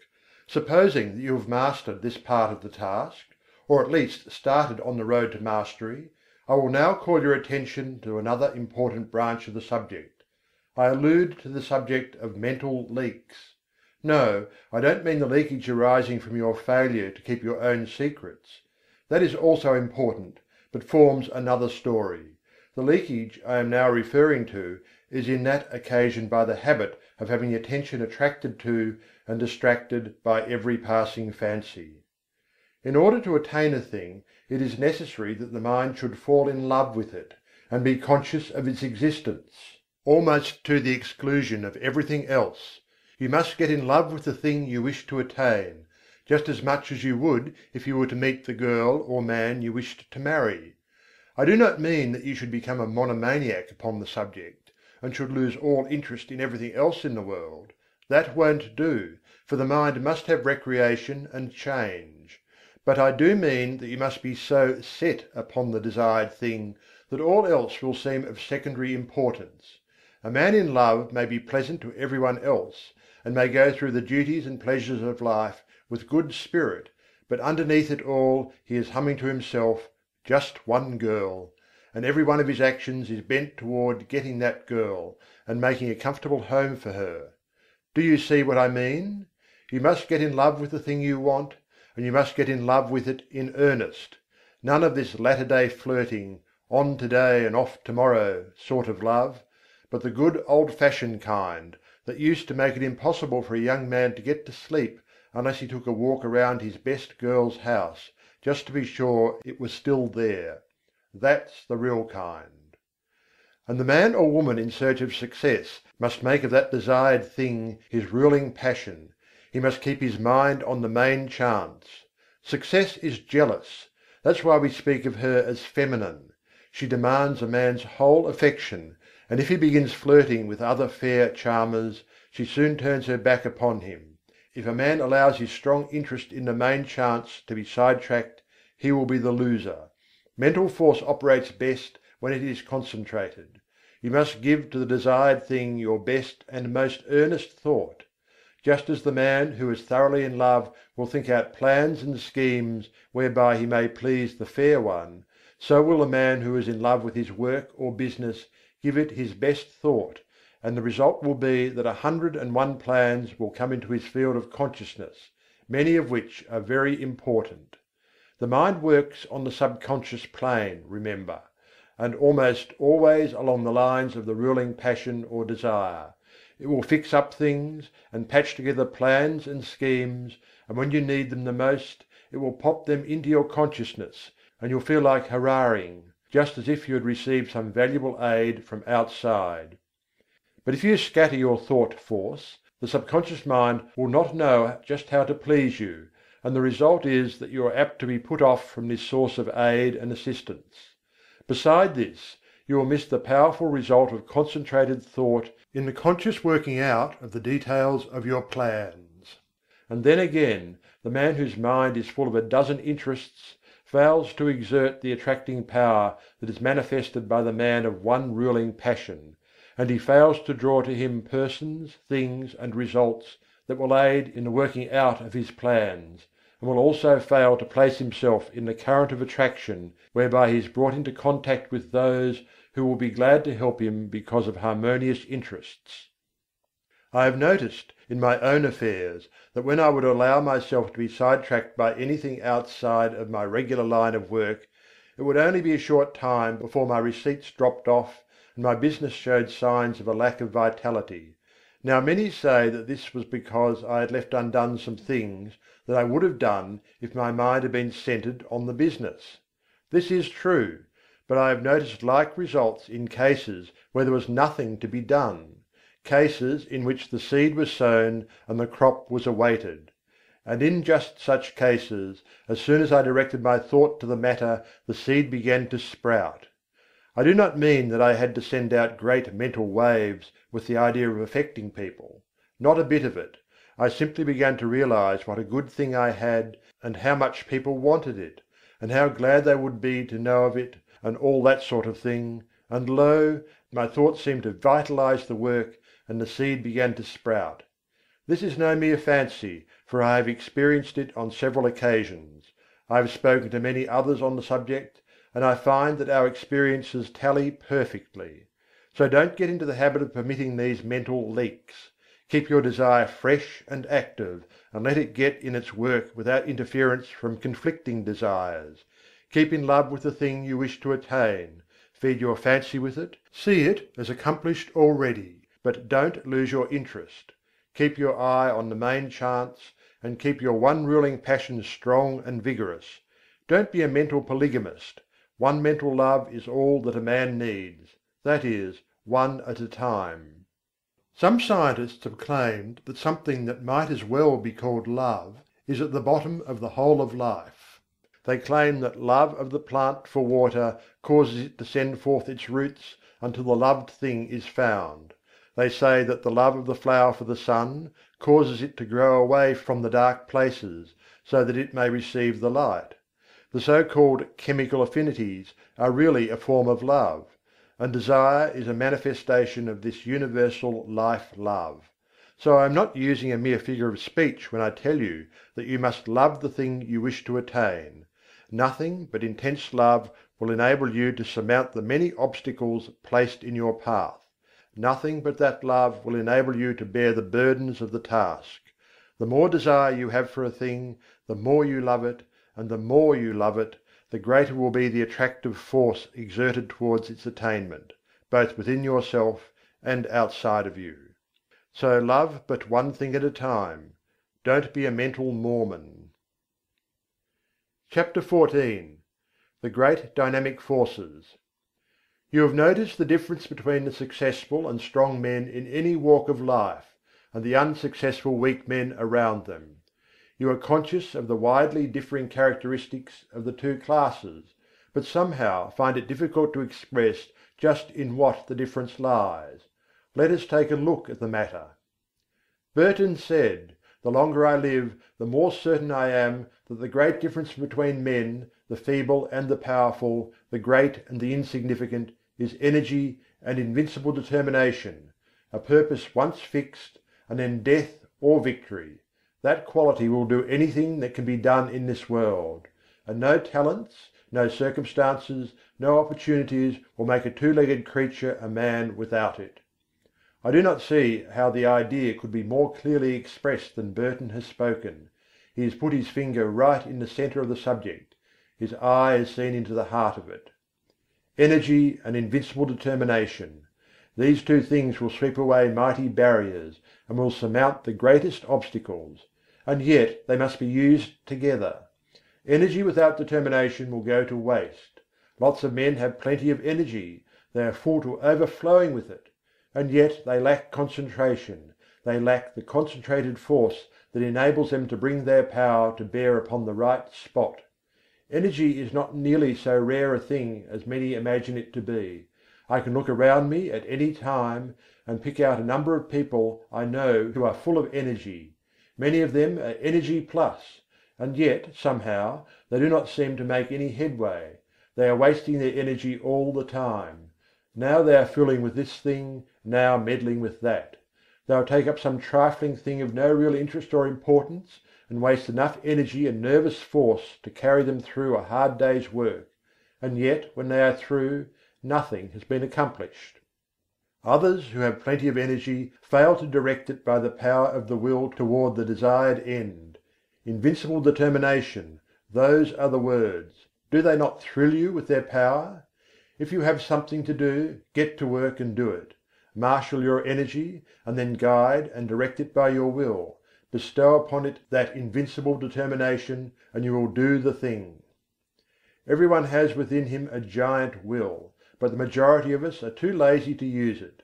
We cannot get ourselves nerved up to the point at which we can say truthfully, "I will." If we can but pluck up our courage to that point, and will then pin it in place so that it will not slip back, we will be able to call into play that wonderful power, the human will. Man, as a rule, has but the faintest conception of the power of the will, but those who have studied along the occult teachings know that the will is one of the great dynamic forces of the universe, and if harnessed and directed properly, it is capable of accomplishing almost miraculous things. Energy and invincible determination: aren't they magnificent words? Commit them to memory, press them like a die into the wax of your mind, and they will be a constant inspiration to you in hours of need. If you can get these words to vibrating in your being, you will be a giant among pygmies. Say these words over and over again, and see how you are filled with new life, see how your blood will circulate, how your nerves will tingle. Make these words a part of yourself, and then go forth anew into the battle of life, encouraged and strengthened. Put them into practice. Energy and invincible determination: Let that be your motto in your workaday life, and you'll be one of those rare men who are able to do things. Many persons are deterred from doing their best by the fact that they underrate themselves by comparison with the successful ones of life, or rather, overrate the successful ones by comparison with themselves. One of the curious things noticed by those who are brought into contact with the people who have arrived is the fact that these successful people are not extraordinary after all. You meet with some great writer, and you are disappointed to find him very ordinary indeed. He does not converse brilliantly, and, in fact, you know a score of everyday people who seem far more brilliant than this man who dazzles you by his brightness in his books. You meet some great statesman, and he does not seem nearly so wise as lots of old fellows in your own village, who waste their wisdom upon the desert air. You meet some great captain of industry, and he does not give you the impression of the shrewdness so marked in some little bargain-driving trader in your own town. How is this, anyway? Are the reputations of these people fictitious? Or what is the trouble? The trouble is this: you have imagined these people to be made of superior metal, and are disappointed to find them made of the same stuff as yourself and those about you. But, you ask, wherein does their greatness of achievement lie? Chiefly in this: belief in themselves and in their inherent power, in their faculty to concentrate on the work in hand when they are working, and in their ability to prevent leaks of power when they are not working. They believe in themselves and make every effort count. Your village wise man spills his wisdom on every corner and talks to a lot of fools, when if he really were wise he would save up his wisdom and place it where it would do some work. The brilliant writer does not waste his wit upon every corner. In fact, he shuts the drawer in which he contains his wit, and opens it only when he is ready to concentrate and get down to business. The captain of industry has no desire to impress you with his shrewdness and smartness. He never did, even when he was young. While his companions were talking and boasting and blowing, this future successful financier was sawing wood and saying nothing. The great people of the world, that is, those who have arrived, are not very different from you or me or the rest of us. All of us are about the same at the base. You have only to meet them to see how very ordinary they are, after all. But don't forget the fact that they know how to use the material that is in them, while the rest of the crowd does not, and, in fact, even doubts whether the true stuff is there. The man or woman who "gets there" usually starts out by realizing that he or she is not so very different, after all, from the successful people that they hear so much about. This gives them confidence, and the result is they find out they are able to do things. Then they learn to keep their mouths closed and to avoid wasting and dissipating their energy. They store up energy and concentrate it upon the task at hand, while their companions are scattering their energies in every direction, trying to show off and let people know how smart they are. The man or woman who "gets there" prefers to wait for the applause that follows deed accomplished, and cares very little for the praise that attends promises of what we expect to do some day, or an exhibition of smartness without works. One of the reasons that people who are thrown in with successful men often manifest success themselves is that they are able to watch the successful man and sort of catch the trick of his greatness. They see that he is an everyday sort of man, but that he thoroughly believes in himself, and also that he does not waste energy, but reserves all his force for the actual tasks before him. And, profiting by example, they start to work, and put the lesson into practice in their own lives. Now, what is the moral of this talk? Simply this: don't undervalue yourself or overvalue others. Realize that you are made of good stuff, and that locked within your mind are many good things. Then get to work and unfold those good things, and make something out of that good stuff. Do this by attention to the things before you, and by giving to each the best that is in you, knowing that plenty of more good things are in you ready for the fresh tasks that will come. Put the best of yourself into the undertaking on hand, and do not cheat the present task in favour of some future one. Your supply is inexhaustible. And don't waste your good stuff on the crowd of gapers, watchers, and critics who are standing around watching you work. Save your good stuff for your job, and don't be in too much of a hurry for applause. Save up your good thoughts for copy if you are a writer. Save up your bright schemes for actual practice if you are a businessman. Save up your wisdom for occasion if you are a statesman. And in each case avoid the desire to scatter your pearls before the gaping crowd that wants to be entertained by a free show. Nothing very high about this teaching, perhaps, but it is what many of you need very much. Stop fooling and get down to business. Stop wasting good raw material and start to work making something worthwhile. Chapter 15. Claiming Your Own. In a recent conversation I was telling a woman to pluck up courage and to reach out for a certain good thing for which she had been longing for many years and which at last appeared to be in sight. I told her that it looked as if her desire was about to be gratified, that the law of attraction was bringing it to her. She lacked faith and kept on repeating, "Oh, it's too good to be true, it's too good for me." She had not emerged from the worm of the dust stage, and although she was in sight of the promised land, she refused to enter it because it was too good for her. I think I succeeded in putting sufficient ginger into her to enable her to claim her own, for the last reports indicate that she is taking possession. But that is not what I wish to tell you.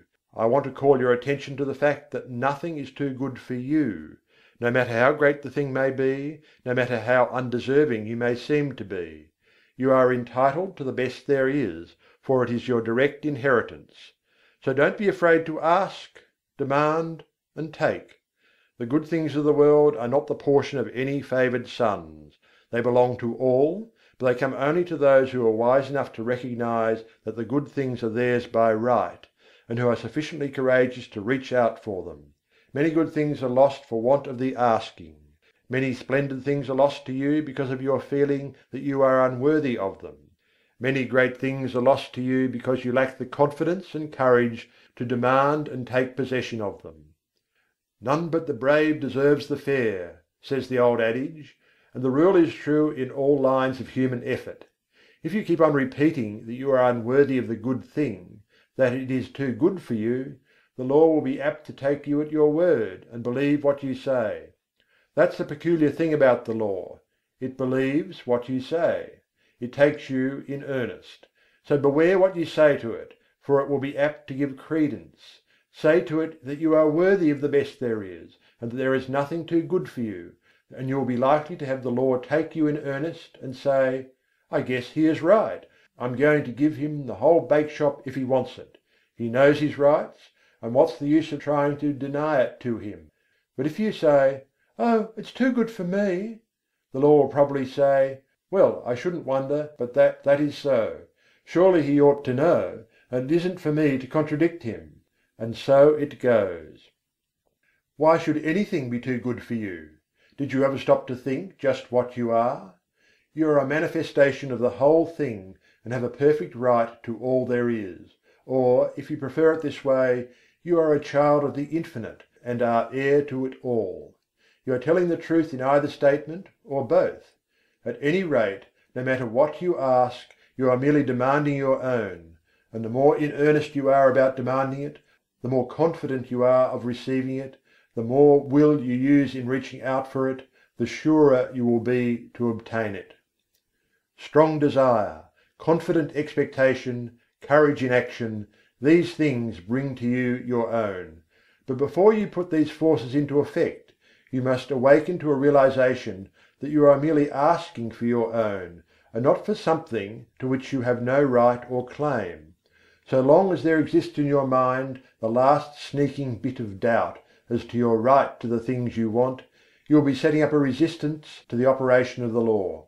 You may demand as vigorously as you please, but if you will lack the courage to act, if you have a lingering doubt of your right to the thing you want, if you persist in regarding the desired thing as if it belonged to another instead of to yourself, you will be placing yourself in the position of the covetous or envious man, or even in the position of the tempted thief. In such a case your mind will revolt at proceeding with the work, for it instinctively will recoil from the idea of taking what is not your own. The mind is honest.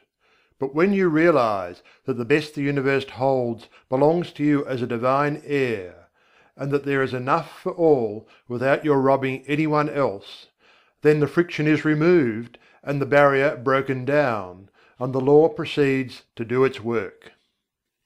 I do not believe in this humble business. This meek and lowly attitude does not appeal to me. There is no sense in it at all. The idea of making a virtue of such things when man is the heir of the universe, and is entitled to whatever he needs for his growth, happiness and satisfaction. I do not mean that one should assume a blustering and domineering attitude of mind. That is also absurd, for true strength does not so exhibit itself. The blusterer is a self-confessed weakling, he blusters to disguise his weakness. The truly strong man is calm, self-contained, and carries with him a consciousness of strength which renders unnecessary the bluster and fuss of assumed strength. But get away from this hypnotism of humility, this meek and lowly attitude. Remember the horrible example of Uriah Heep, and beware of imitating him. Throw back your head and look the world square in the face. There's nothing to be afraid of. The world is apt to be as much afraid of you as you are of it, anyway. Be a man or woman and not a crawling thing. And this applies to your mental attitude as well as to your outward demeanour. Stop this crawling in your mind. See yourself as standing erect and facing life without fear, and you will gradually grow into your ideal. There is nothing that is too good for you, not a thing.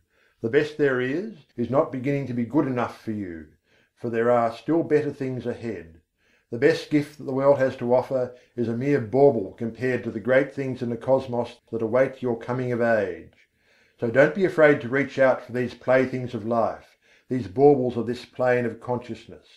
Reach out for them, grab a whole fistful, play with them until you are tired. That's what they are made for anyway. They are made for our express use, not to look at, but to be played with, if you desire. Help yourself. There's a whole shop full of these toys awaiting your desire, demand, and taking. Don't be bashful. Don't let me hear any more of this silly talk about things being too good for you. Pshaw!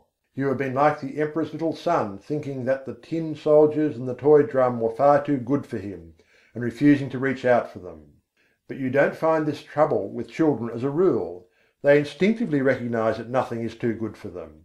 They want all that is in sight to play with, and they seem to feel that the things are theirs by right. And that is the condition of mind that we seekers after the divine adventure must cultivate. Unless we become as little children, we cannot enter the kingdom of heaven. The things we see around us are the playthings of the kindergarten of God, playthings which we use in our game tasks. Help yourself to them, ask for them without bashfulness, demand as many as you can make use of. They are yours. And if you don't see just what you want, ask for it. There's a big reserved stock on the shelves and in the closets. Play, play, play, to your heart's content. Learn to weave mats, to build houses with the blocks, to stitch outlines on the squares, to play the game through and play it well. And demand all the proper materials for the play. Don't be bashful, there's enough to go round. But remember this: while all this be true, the best things are still only game things: toys, blocks, mats, cubes, and all the rest. Useful, most useful for the learning of the lessons, pleasant, most pleasant with which to play, and desirable, most desirable for these purposes. Get all the fun and profit out of the use of things that is possible. Throw yourself heartily into the game and play it out. It is good. But here's the thing to remember: never lose sight of the fact that these good things are but playthings, part of the game, and you must be perfectly willing to lay them aside when the time comes to pass into the next class, and not cry and mourn because you must leave your playthings behind you. Do not allow yourself to become unduly attached to them. They are for your use and pleasure, but are not a part of you, not essential to your happiness in the next stage. Despise them not because of their lack of reality. They are great things relatively, and you may as well have all the fun out of them that you can. Don't be a spiritual prig, standing aside and refusing to join in the game. But do not tie yourself to them. They are good to use and play with, but not good enough to use you and to make you a plaything. Don't let the toys turn the tables on you. This is the difference between the master of circumstances and the slave of circumstances. The slave thinks that these playthings are real, and that he is not good enough to have them. He gets only a few toys because he is afraid to ask for more, and he misses most of the fun. And then, considering the toys to be real, and not realizing that there are plenty more where these came from, he attaches himself to the little trinkets that have come his way, and allows himself to be made a slave of them. He is afraid that they may be taken away from him, and he is afraid to toddle across the floor and help himself to the others. The master knows that all are his for the asking.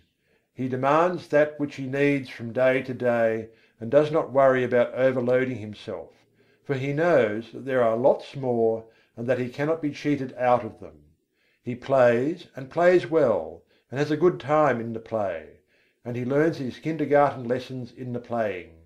But he does not become too attached to his toys. He is willing to fling away the worn-out toys, and reach out for a new one. And when he is called into the next room for promotion, he drops on the floor the worn-out toys of the day, and with glistening eyes and confident attitude of mind marches into the next room, into the great unknown, with a smile on his face.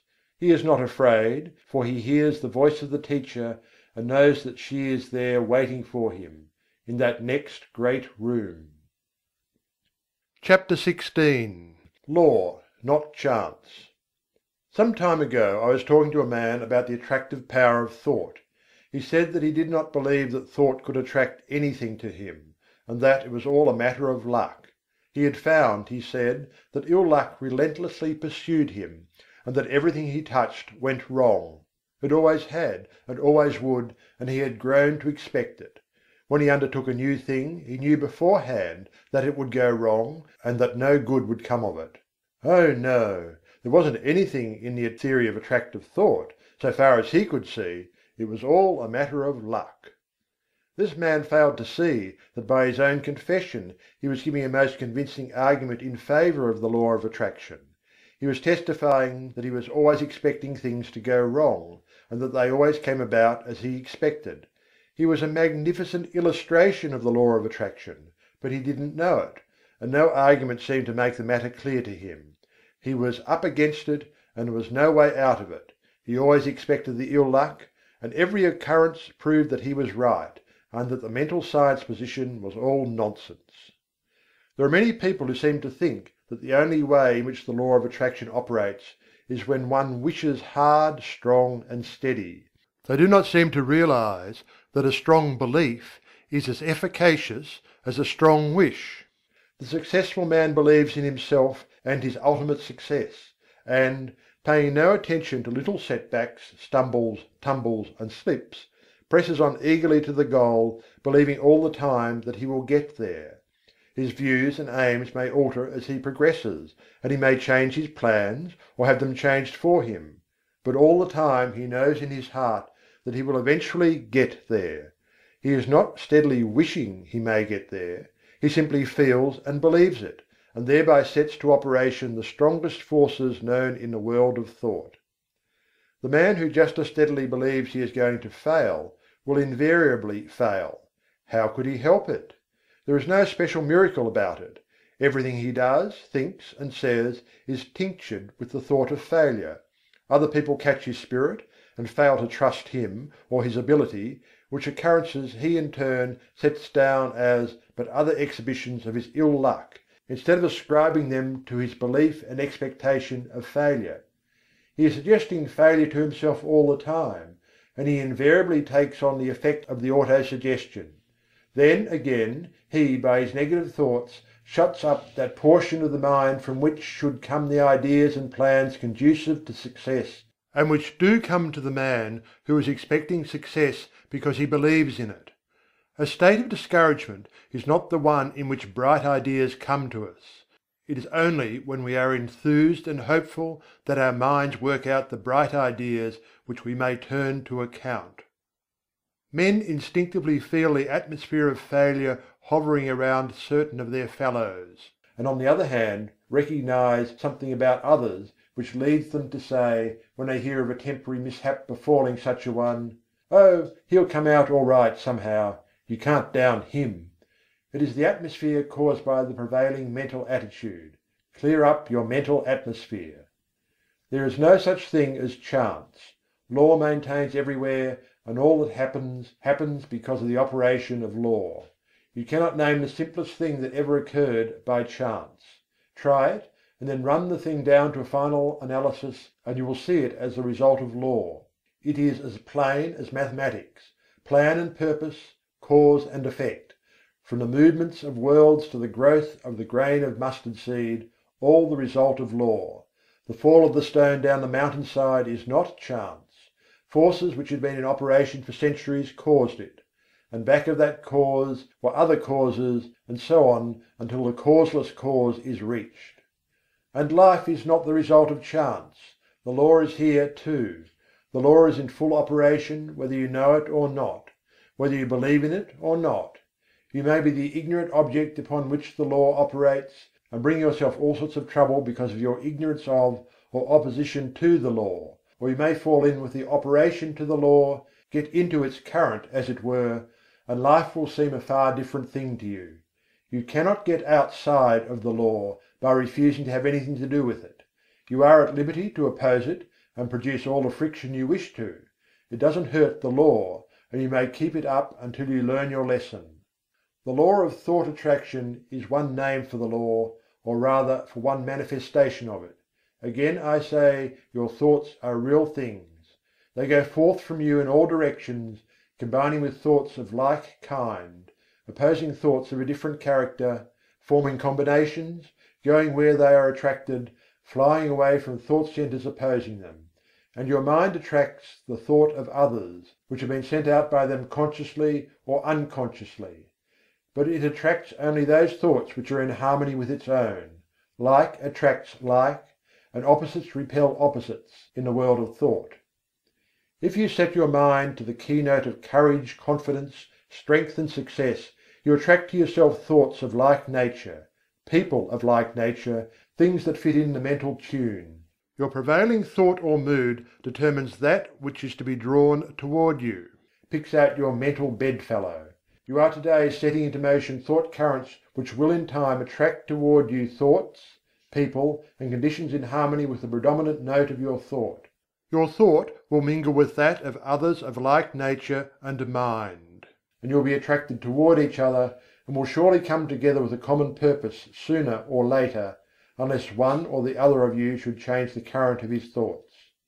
Fall in with the operations of the law, make it a part of yourself, get into its currents, maintain your poise, set your mind to the keynote of courage, confidence and success. Get in touch with all the thoughts of that kind that are emanating every hour from hundreds of minds. Get the best that is to be had in the thought world. The best is there, so be satisfied with nothing less. Get into partnership with good minds. Get into the right vibrations. You must be tired of being tossed about by the operations of the law. Get into harmony with it. End of thought vibration, or the law of attraction in the thought world. Recording by Algie Pug, Perth, Western Australia.